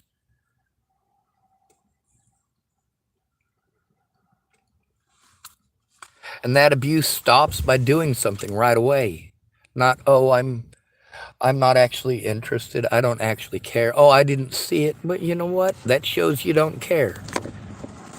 If somebody comes to you because they're being harmed and they're trying to tell you that they need help stopping that harm, that doesn't mean have a pissing contest.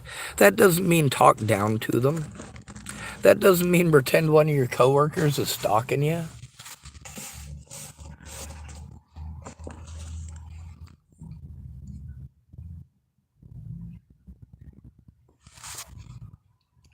Many businesses do not want to hire women because they don't want the disruption to the work environment.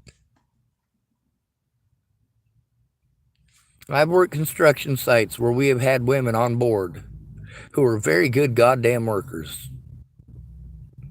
Very good workers. I've also been on job sites where a woman is given the benefit of the doubt. You know, she's in her late 20s, so maybe she's starting to wind down from all of that angsty crap. You know, she's got a kid and we feel sorry for her.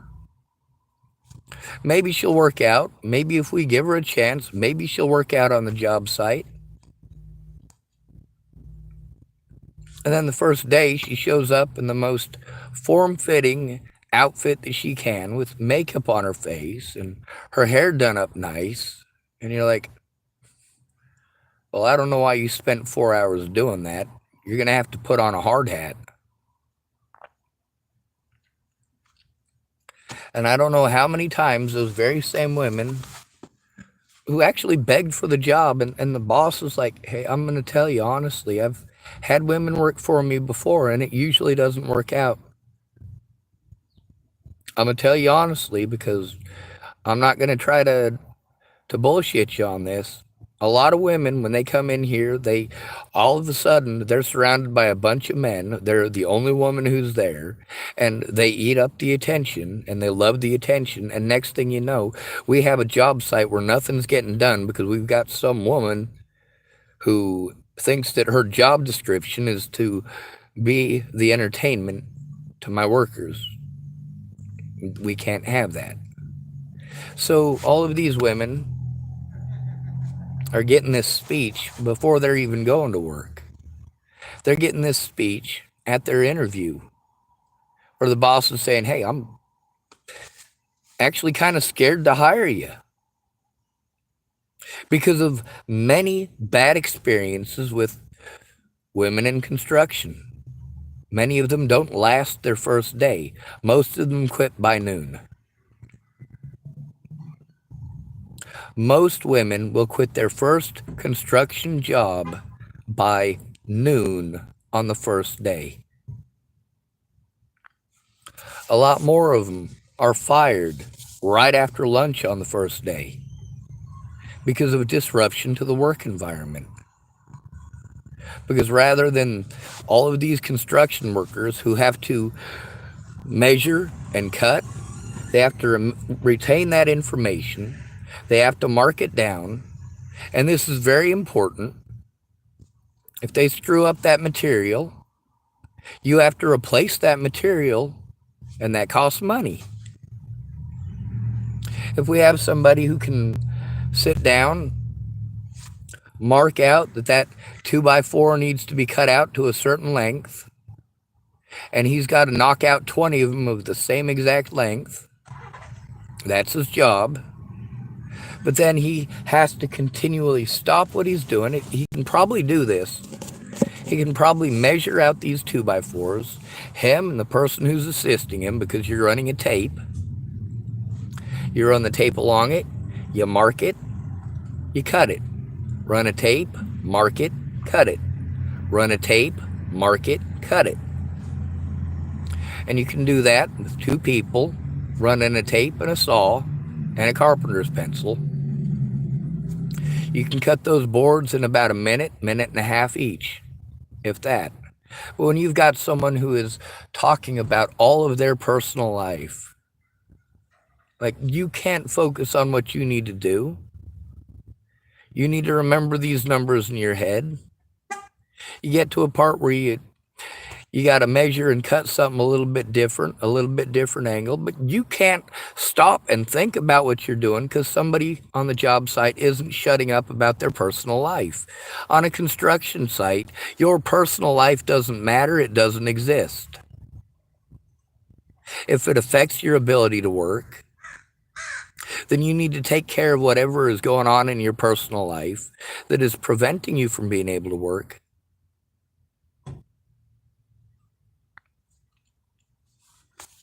You can't just be a disruption. And that's one of the things about many of the solutions that people have, is that the solutions that they're giving me are going to be construed as or considered disruptive if I follow their advice.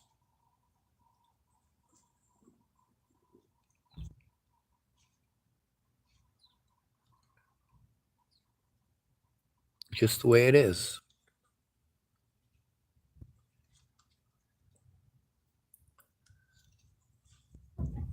Now, even with all the stuff that's gone on, if I saw somebody do something horrible to Krista or Mary, am I just going to brush it off and go, they wouldn't do anything for me? When I was harmed, they wanted to make everything about them, which is what we've taught women to do. Everything is about them. Everything in our lives must revolve around women. And I understand with some women having to fight for that attention, or believing that they have to. Believing that, oh, well, this woman had a certain tragedy in her life, and there's a bunch of people who are giving her attention. Well, maybe if I have a tragedy in my life, I'll get that attention. No, that's not the case. It's not. That pretty blonde-haired, blue-eyed girl is getting that attention because she's a pretty blonde-haired, blue-eyed girl. Not because of what happened to her. And when you want to go pulling something like that so that you can get that attention, you're reciprocating a very, very major problem in this country. You know, when you make false accusations about a man because you want attention, you don't stop to consider that that could result in a situation like with Andrew Wolnez. Now, does Krista stop to recognize that her saying the things that she said could have resulted in somebody doing those things to her coworker? That she stopped to consider that when she's saying this to multiple customers, or in front of multiple customers, having conversations with coworkers about this stalker. And if he's actually stalking you, yeah, do something about it. Tell your friends, but don't make it a drama competition at work for 3 days straight. This is why people don't want to hire women. But you know what? We give women a chance anyway. And why is that? Because sometimes you run into a woman who's badass. Sometimes you run into Mary Jeffson, a woman who will climb a tree and cut that tree and tie off that tree by hand. Mary Jeffson, when she first started working as a tree cutter, that's right. How many people in Chapel, Nebraska knew that Mary Jefferson used to cut trees with her husband, that they didn't have a high ranger at the time. They didn't have a cherry picker at the time. She had to climb those things with climbing boots and a strap.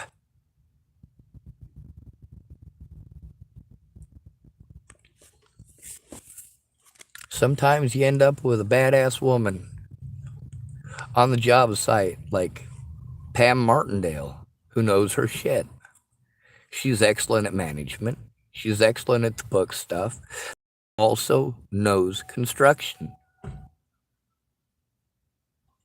If you needed help building a house, let's say there was a disease that showed up today and wiped out every man on the planet. Right? Some genetic anomaly in some bacteria, and all of a sudden every man is susceptible to it and it's airborne and it kills all of us. Will Krista survive? I don't know. Would Pam Martindale survive? Oh, hell yes.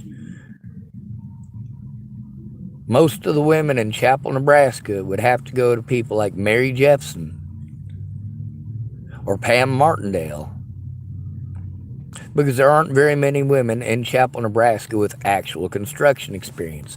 Now, we do have a lot of women in Chapel, Nebraska who have construction experience, working for their husband's business or his family's business as a bookkeeper. Or they spent one day picking up trash on a job site through Labor Ready 10 years ago, 15 years ago. And they're going to write down that they were a construction worker. They worked as a construction worker.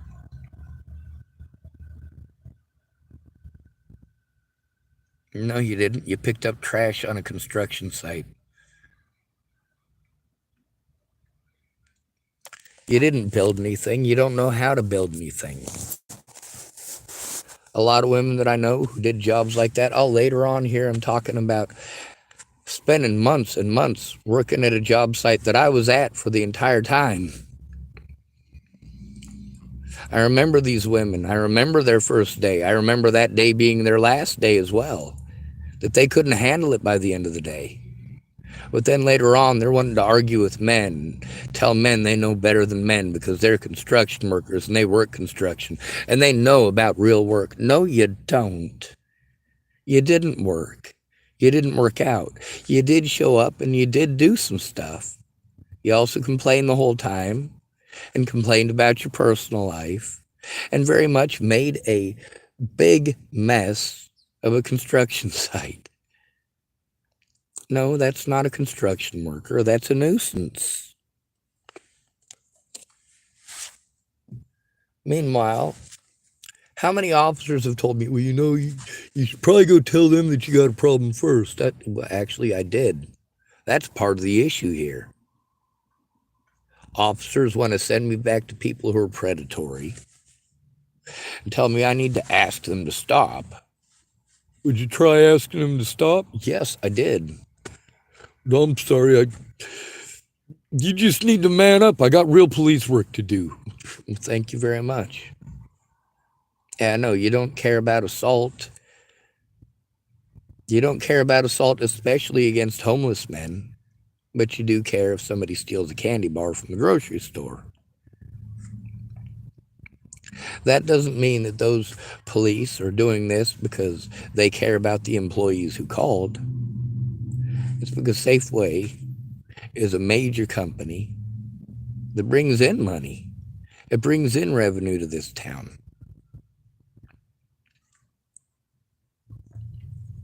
And that's what it comes down to, is revenue, right? Well, except for the fact that we spend so much of that revenue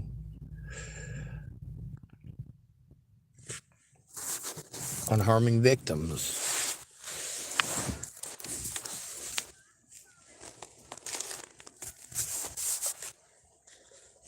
And then we tell the victims that they wanted it, need it, chose it, or deserved it. It was their decision to be ripped off. It was their decision to be assaulted. They chose to be victimized because they have the victim mentality.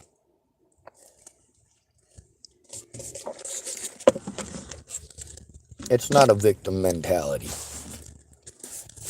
Telling on your predators doesn't mean that you have a victim mentality and that you somehow deserve the abuse for having a victim mentality, that you asked for the abuse because you have a victim mentality.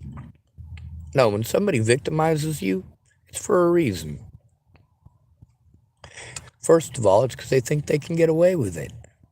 And depending on how much power and control they have over your situation, including your living situation, you might be powerless against that kind of abuse.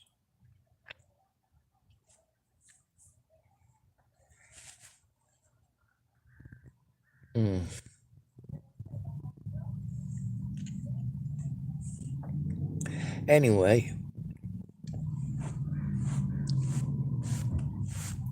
the world changes when we make it change. Oh, the lady I was gonna bug, I think she came out a little bit earlier and went back in. I'm probably gonna message her.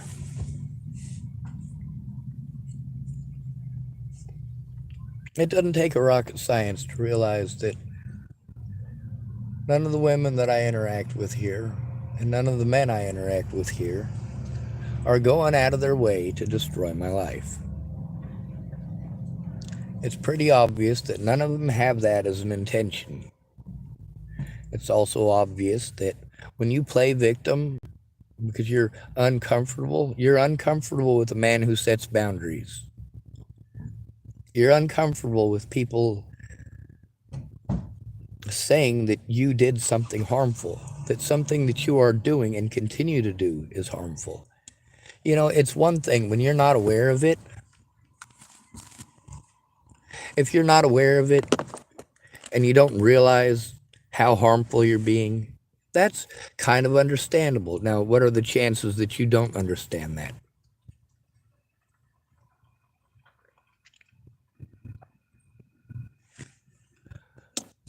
The mentality is, well, I'll do what I want until I get busted, and then I'll say I'm sorry and it'll never happen again. But until somebody confronts me about it, I'm going to continue doing it because as a woman, I can.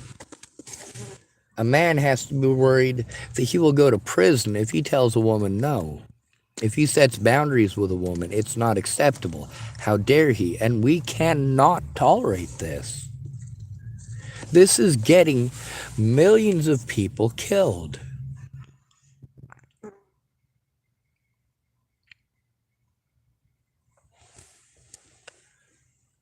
And thank goodness it's not millions per year. Thank goodness it's over time, right? No, it's still dead people.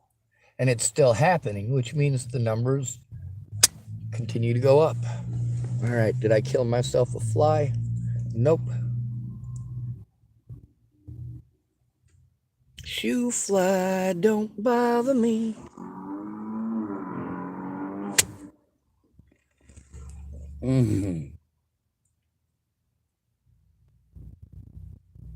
Oh, come on, die, damn you. Yeah, 2 flies. They don't last long.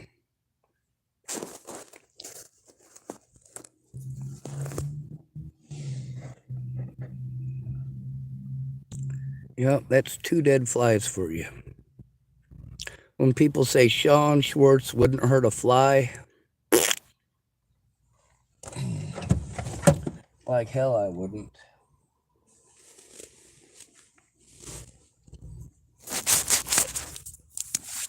Of course, here's some food for thought.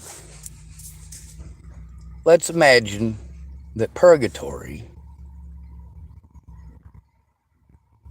Well, let's imagine that all you had to do in order to go to heaven was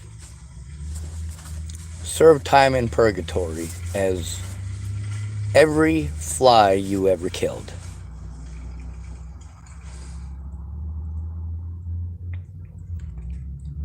I'd venture to say I would end up dead tens of thousands of times. I would have to experience tens of thousands of, well, getting squished from both sides.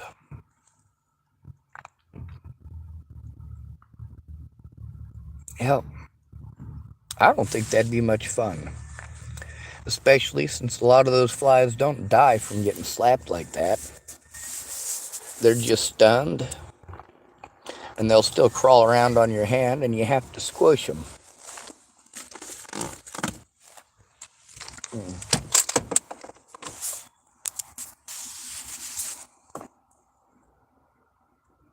There's also the matter of there are women who want to help, but are they capable? If I got to turn stuff into the cops, are there people here who I could reasonably go into the cops with? Yes, there certainly are. Now, when it comes to Lori, one of the ladies out here who has experienced a lot of abuse, systemic and otherwise, well, she talks 400 miles a minute and can't stop. So that's not going to be helpful or useful.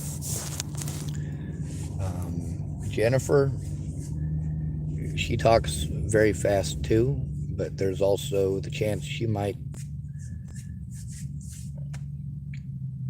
I don't even want to say that out loud.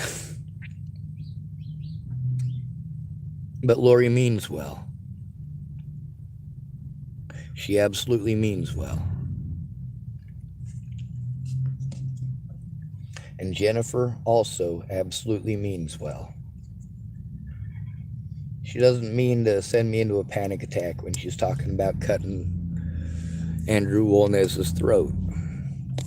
She's not trying to give me anxiety or freak me out. She's trying to express that she would keep me safe, that she would protect me. So several of the other women here, which is why those aren't exactly the women I'm going to go to when I'm abused. I don't want somebody assaulted. See, when a man is harmed,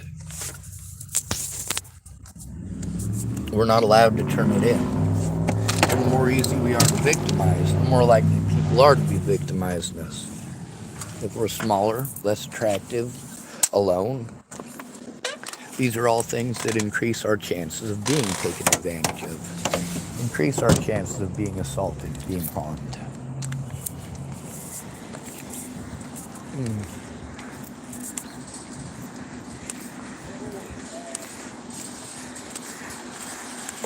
Now, whatever it is that's inappropriate is likely honesty. Honesty is always appropriate this day and age. You can't be honest with someone without being offended, without them preventing you from finishing what you're saying. When they say, oh, well, you got to go to them first. You go to the people who are giving you a problem first, and you tell them how it makes you feel, and you try to deal with it as adults. You cannot deal with it that way when it's a woman. It's not possible. She's not going to act like an adult. It's just not going to happen. And all of us men are held hostage because of that. We're not allowed to tell a woman she did something wrong without her playing victim immediately. Without her trying to gather the troops, so to speak. Oh God, someone might think less of me for something that I've done.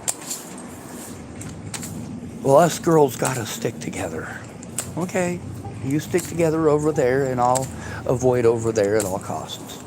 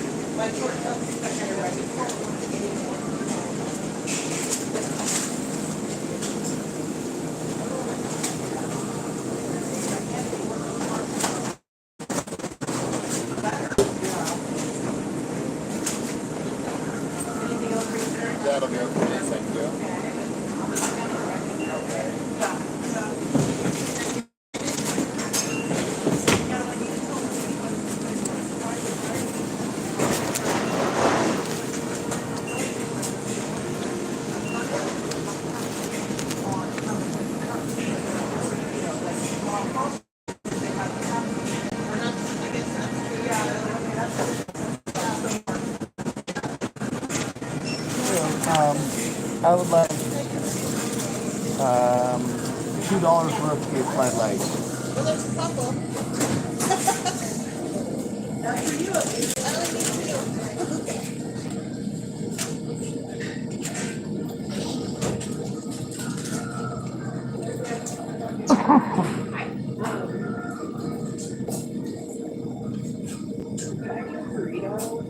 Just the regular one. Yeah, sorry, I'm excited.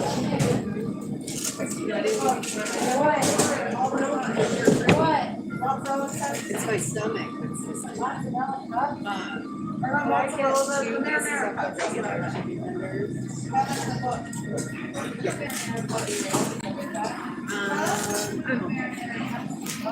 Yeah, I don't even know.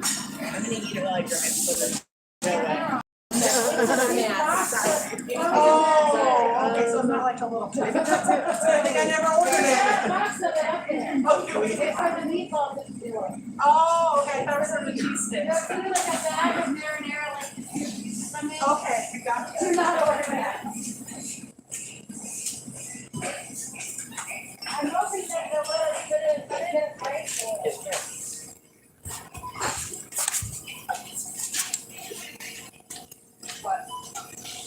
Right.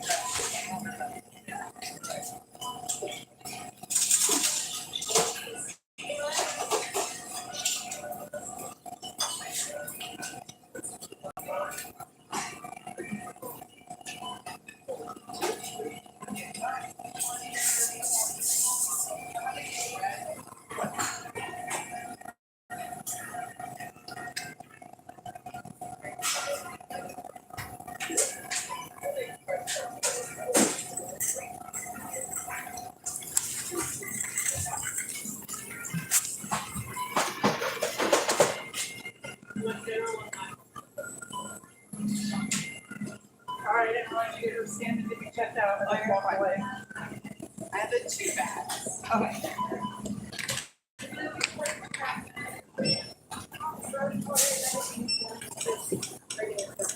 Okay, cool. Thank you.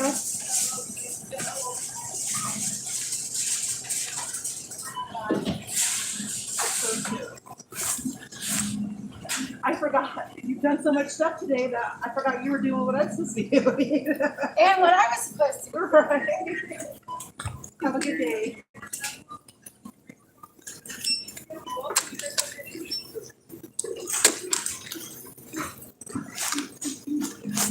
Randy, sign in for me.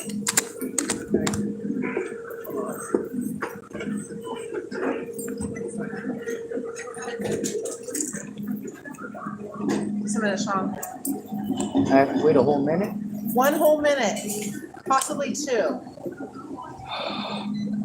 Well, I Now say 3. it's a Yeah, my if bar you of can't chocolate. type Give it to me correctly. now. Yep. I'm just being punished Okay, yeah. for being testy on it.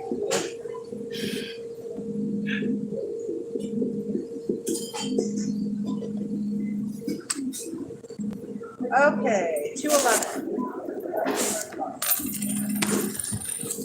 I have a penny. You got a penny? I've got a penny. I'll take your penny, so. All we have is storms today, sir. No storms.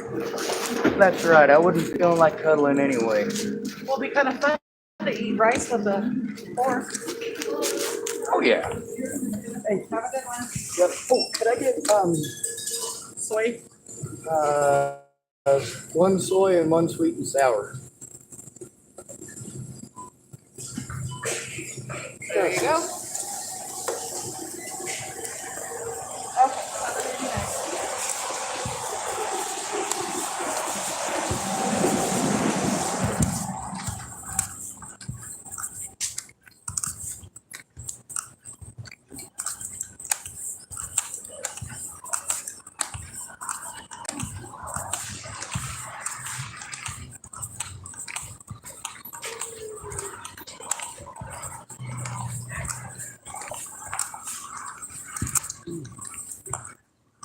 Miss Brandy? Pretty horrible, but on the bright side, I got to talk to some women who were raised the same decades I was, which means that they're not retarded, and it was easy to talk to them. Nice. That's always a plus. right? It's always them younger people who are like pissing and moaning about stupid stuff. Oh my God, somebody got the wrong descriptive for you. There's people dying in Africa. By the way, there's people dying here on the streets of Tillamook too. Right? That's everywhere. Yeah, gotta love them.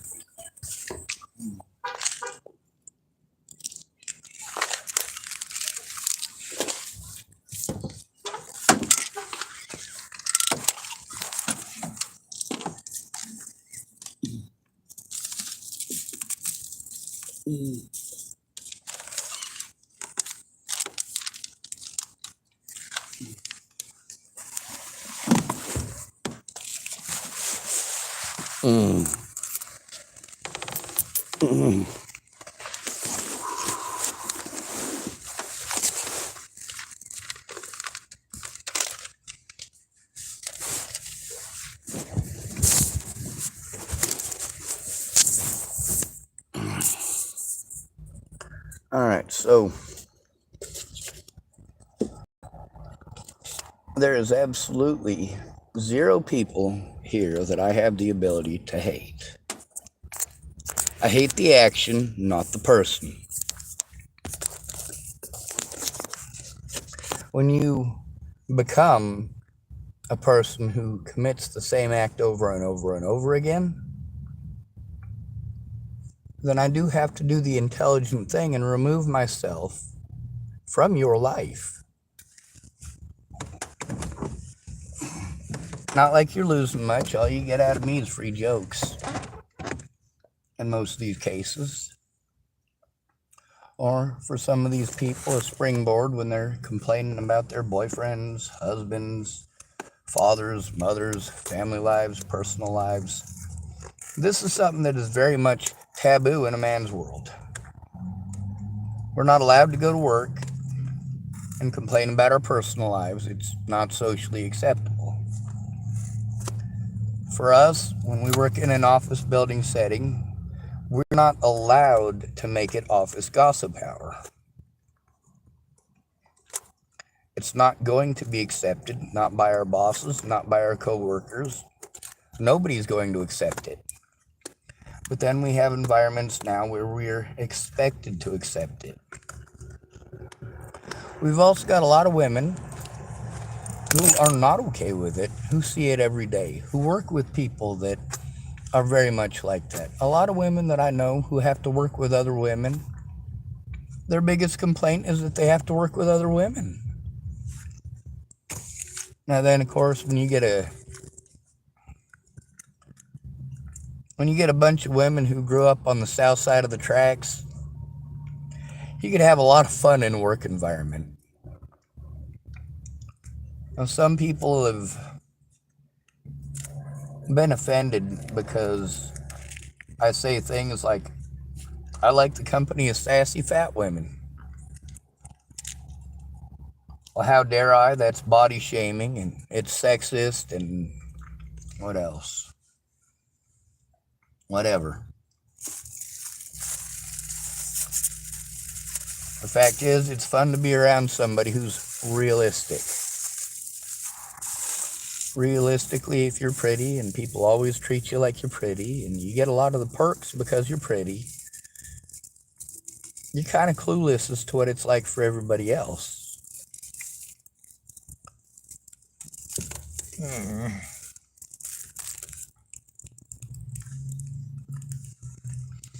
I have to deal with a lot of abuse because people want to pretend that autism is mental retardation, or autism is schizophrenia, or because I'm autistic, I must be irrational and prone to throwing tantrums and harming people. And you know what? That's statistically not the case.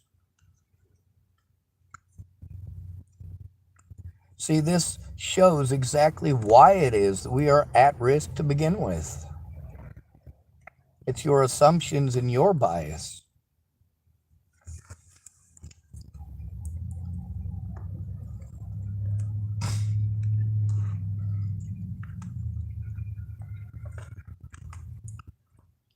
Now, you get to hear me blaming men for everything.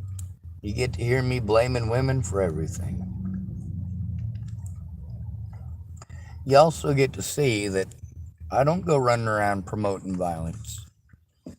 Now, how many people just in the last 24 hours have suggested physical violence?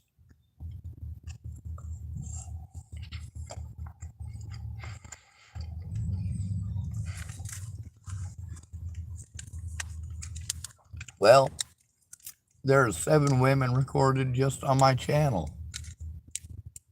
whose suggestions are physical violence. Everything from beating his ass to slitting his throat.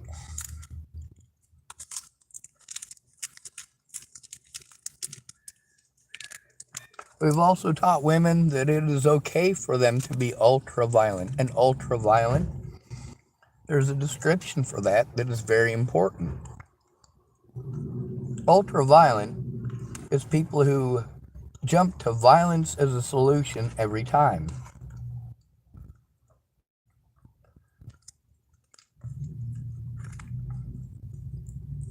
If somebody gets your coffee order wrong, that person wants to suggest that, well, maybe you should have thrown the coffee in their face.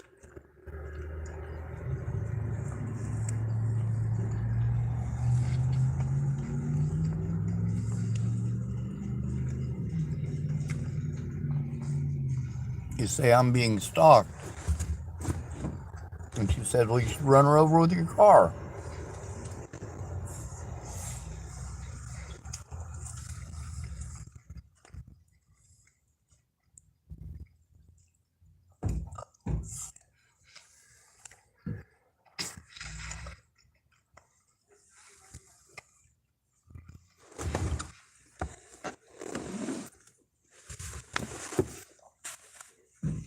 The problem with your ultra-violent solutions, I'm not allowed to have ultra-violent solutions.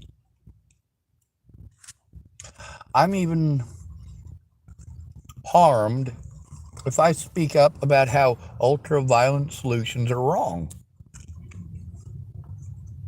Take a look at Leslie Snell, trying to pretend like I was threatening her friends, threaten her and her kids. I did threaten them. Not her kids, but her and her husband with court.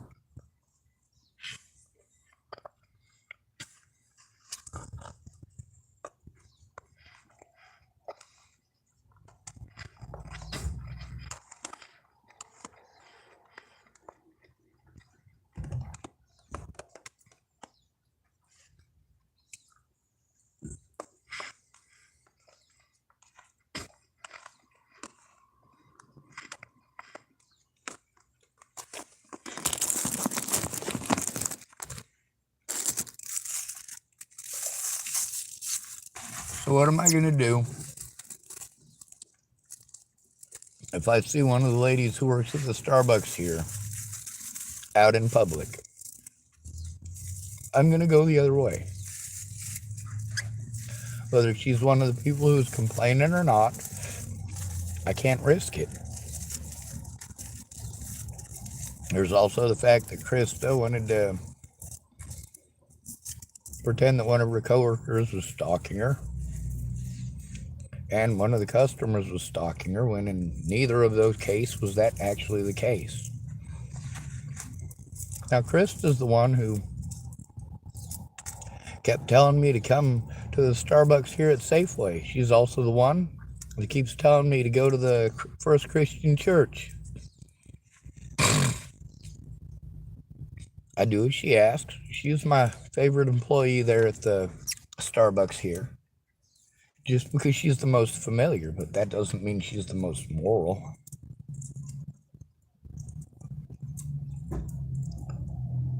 I also don't see how literally anything that I talk about could be any more inappropriate than what they do.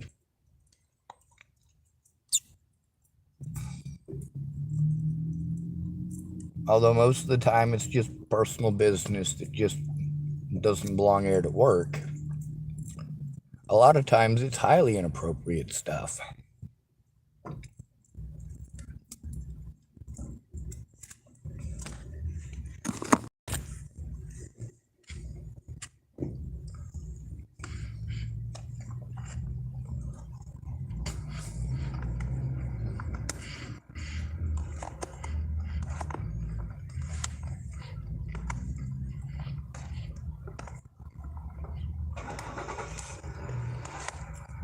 I don't hate right.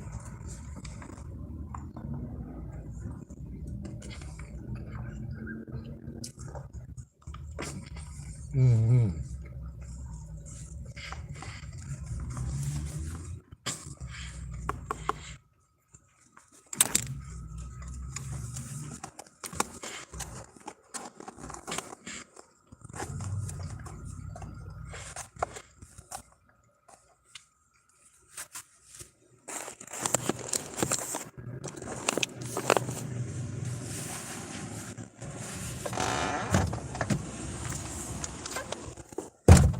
As far as Andrew Wolnez goes, I don't want his throat slit.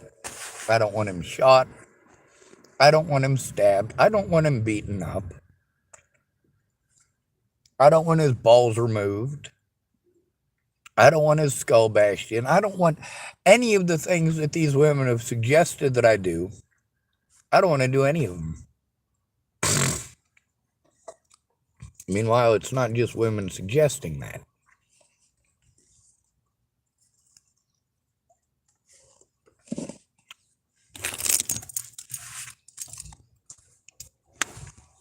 All this stuff, all this sugar and spice stuff that you talk about. If she's sugar and spice, she's not real. Nobody's made of sugar and spice.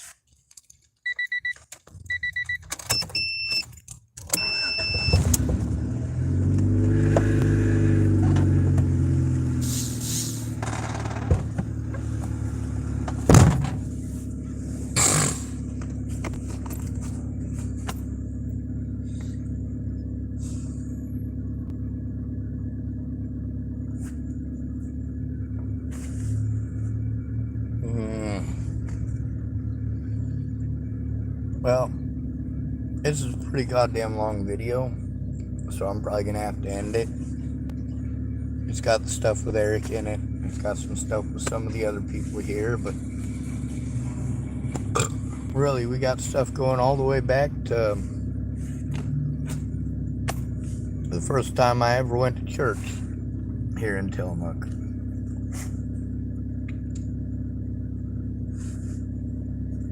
Now, there's all these witnesses to situations, and nobody recognizes that I have every right and reason to be uncomfortable. But not one person I interact with has any reason to be uncomfortable with me unless they did something wrong. Tommy P typed, "What's in the back of your car?" Bodies, mostly. The thing leaks, so I got bodies of water in the back.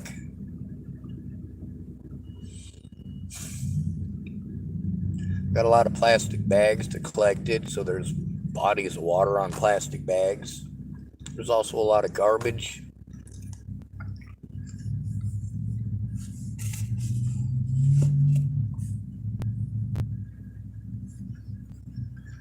When I send people evidence of the abuse against me, I'm not sending it to them for their entertainment. I'm sending it to them because I need help turning it in. I won't be allowed to do so alone, and I got plenty of proof of that too. I have a dick. I'm broke. I'm not 6 foot tall. I don't have a full head of hair. I'm not the dreamboat. Tommy P typed, oh hell nah. I can show you what I got in the back. This is a blanket I got from one of those evil people. She's not evil. I got Starbucks cups that are empty, stacked up. Some of them are Starbucks, some of them ain't. I got toilet paper, so if I gotta wipe my ass, I've got the ability to do so. I got a couple of boxes to help store stuff in. I've got some tools back there. I don't know what all's back there. What I do know is that the one place where I am able to use the garbage can, it's unsafe for me to use the garbage can because it's over at Lillian A. Goodspeed Park. And if you have been watching my channel enough to know what's been going on at Lillian A. Goodspeed Park, you understand why I'm avoiding it like the plague currently.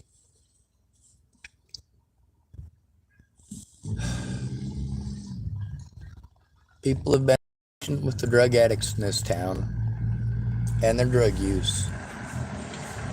But that's one place where it is not acceptable.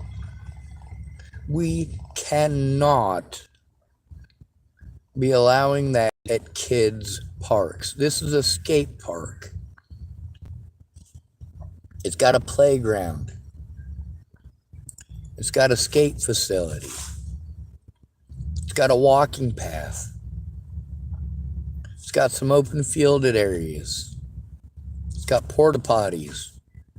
And those porta potties are the downfall of that whole shitty place. Sometimes when it's cold or rainy, homeless people will go sleep in those porta potties overnight. A lot of times they can't because there's drug addicts that are living in them. I got recording after recording of drugs down there, here at the Safeway, over at the churches. Drugs are all over the place here, but they're not like they are in Washington State, where you can't go behind a convenience store to take a leak without stepping on 40 crack needles.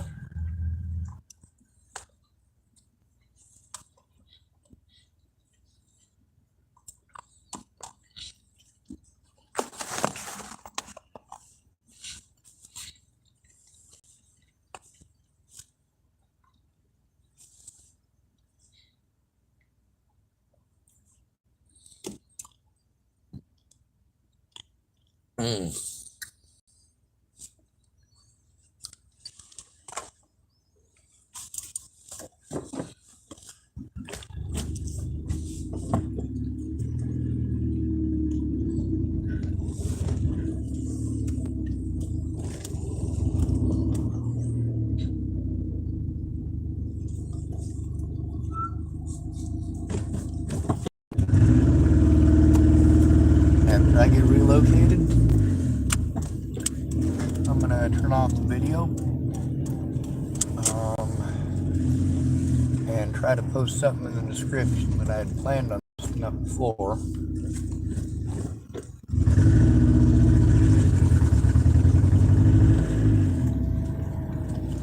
The point here with Wolnez isn't to harm him. That's not. The point with Wolnez is getting him to come over to the right side.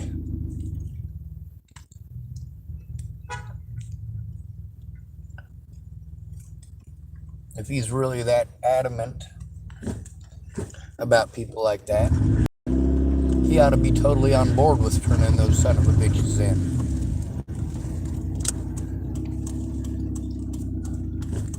Between harming me over a rumor you heard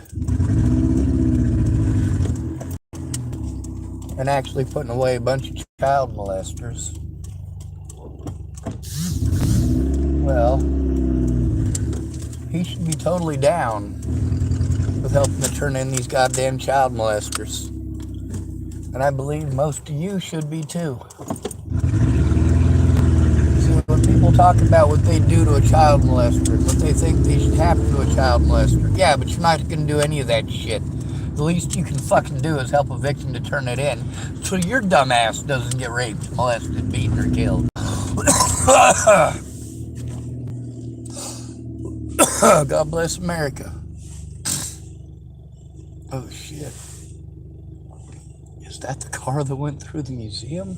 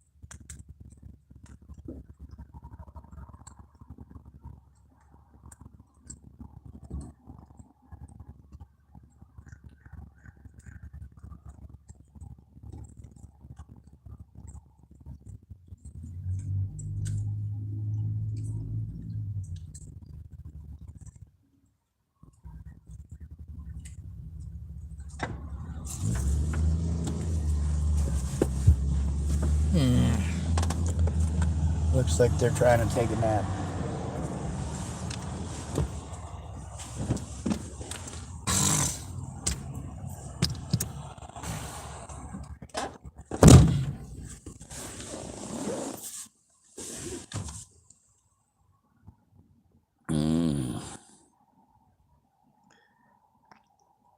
It looks to me like Uzbek Asilbek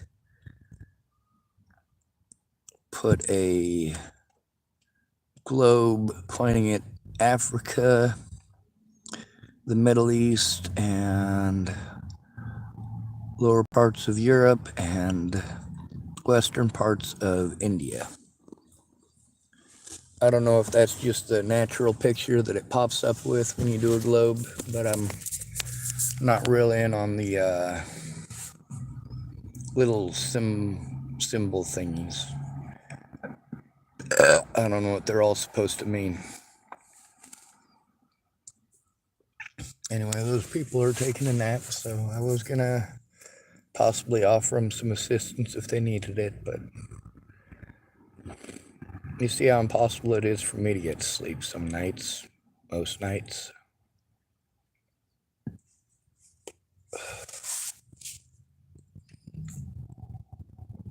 Ugh. My mouth is watering. I'm craving some fried rice. I don't know why. I just ate some and so good I just want to keep on eating it, but I'm also belching, which means I'm eating it too fast. Good to be rid of you. Thank you for coming to visit.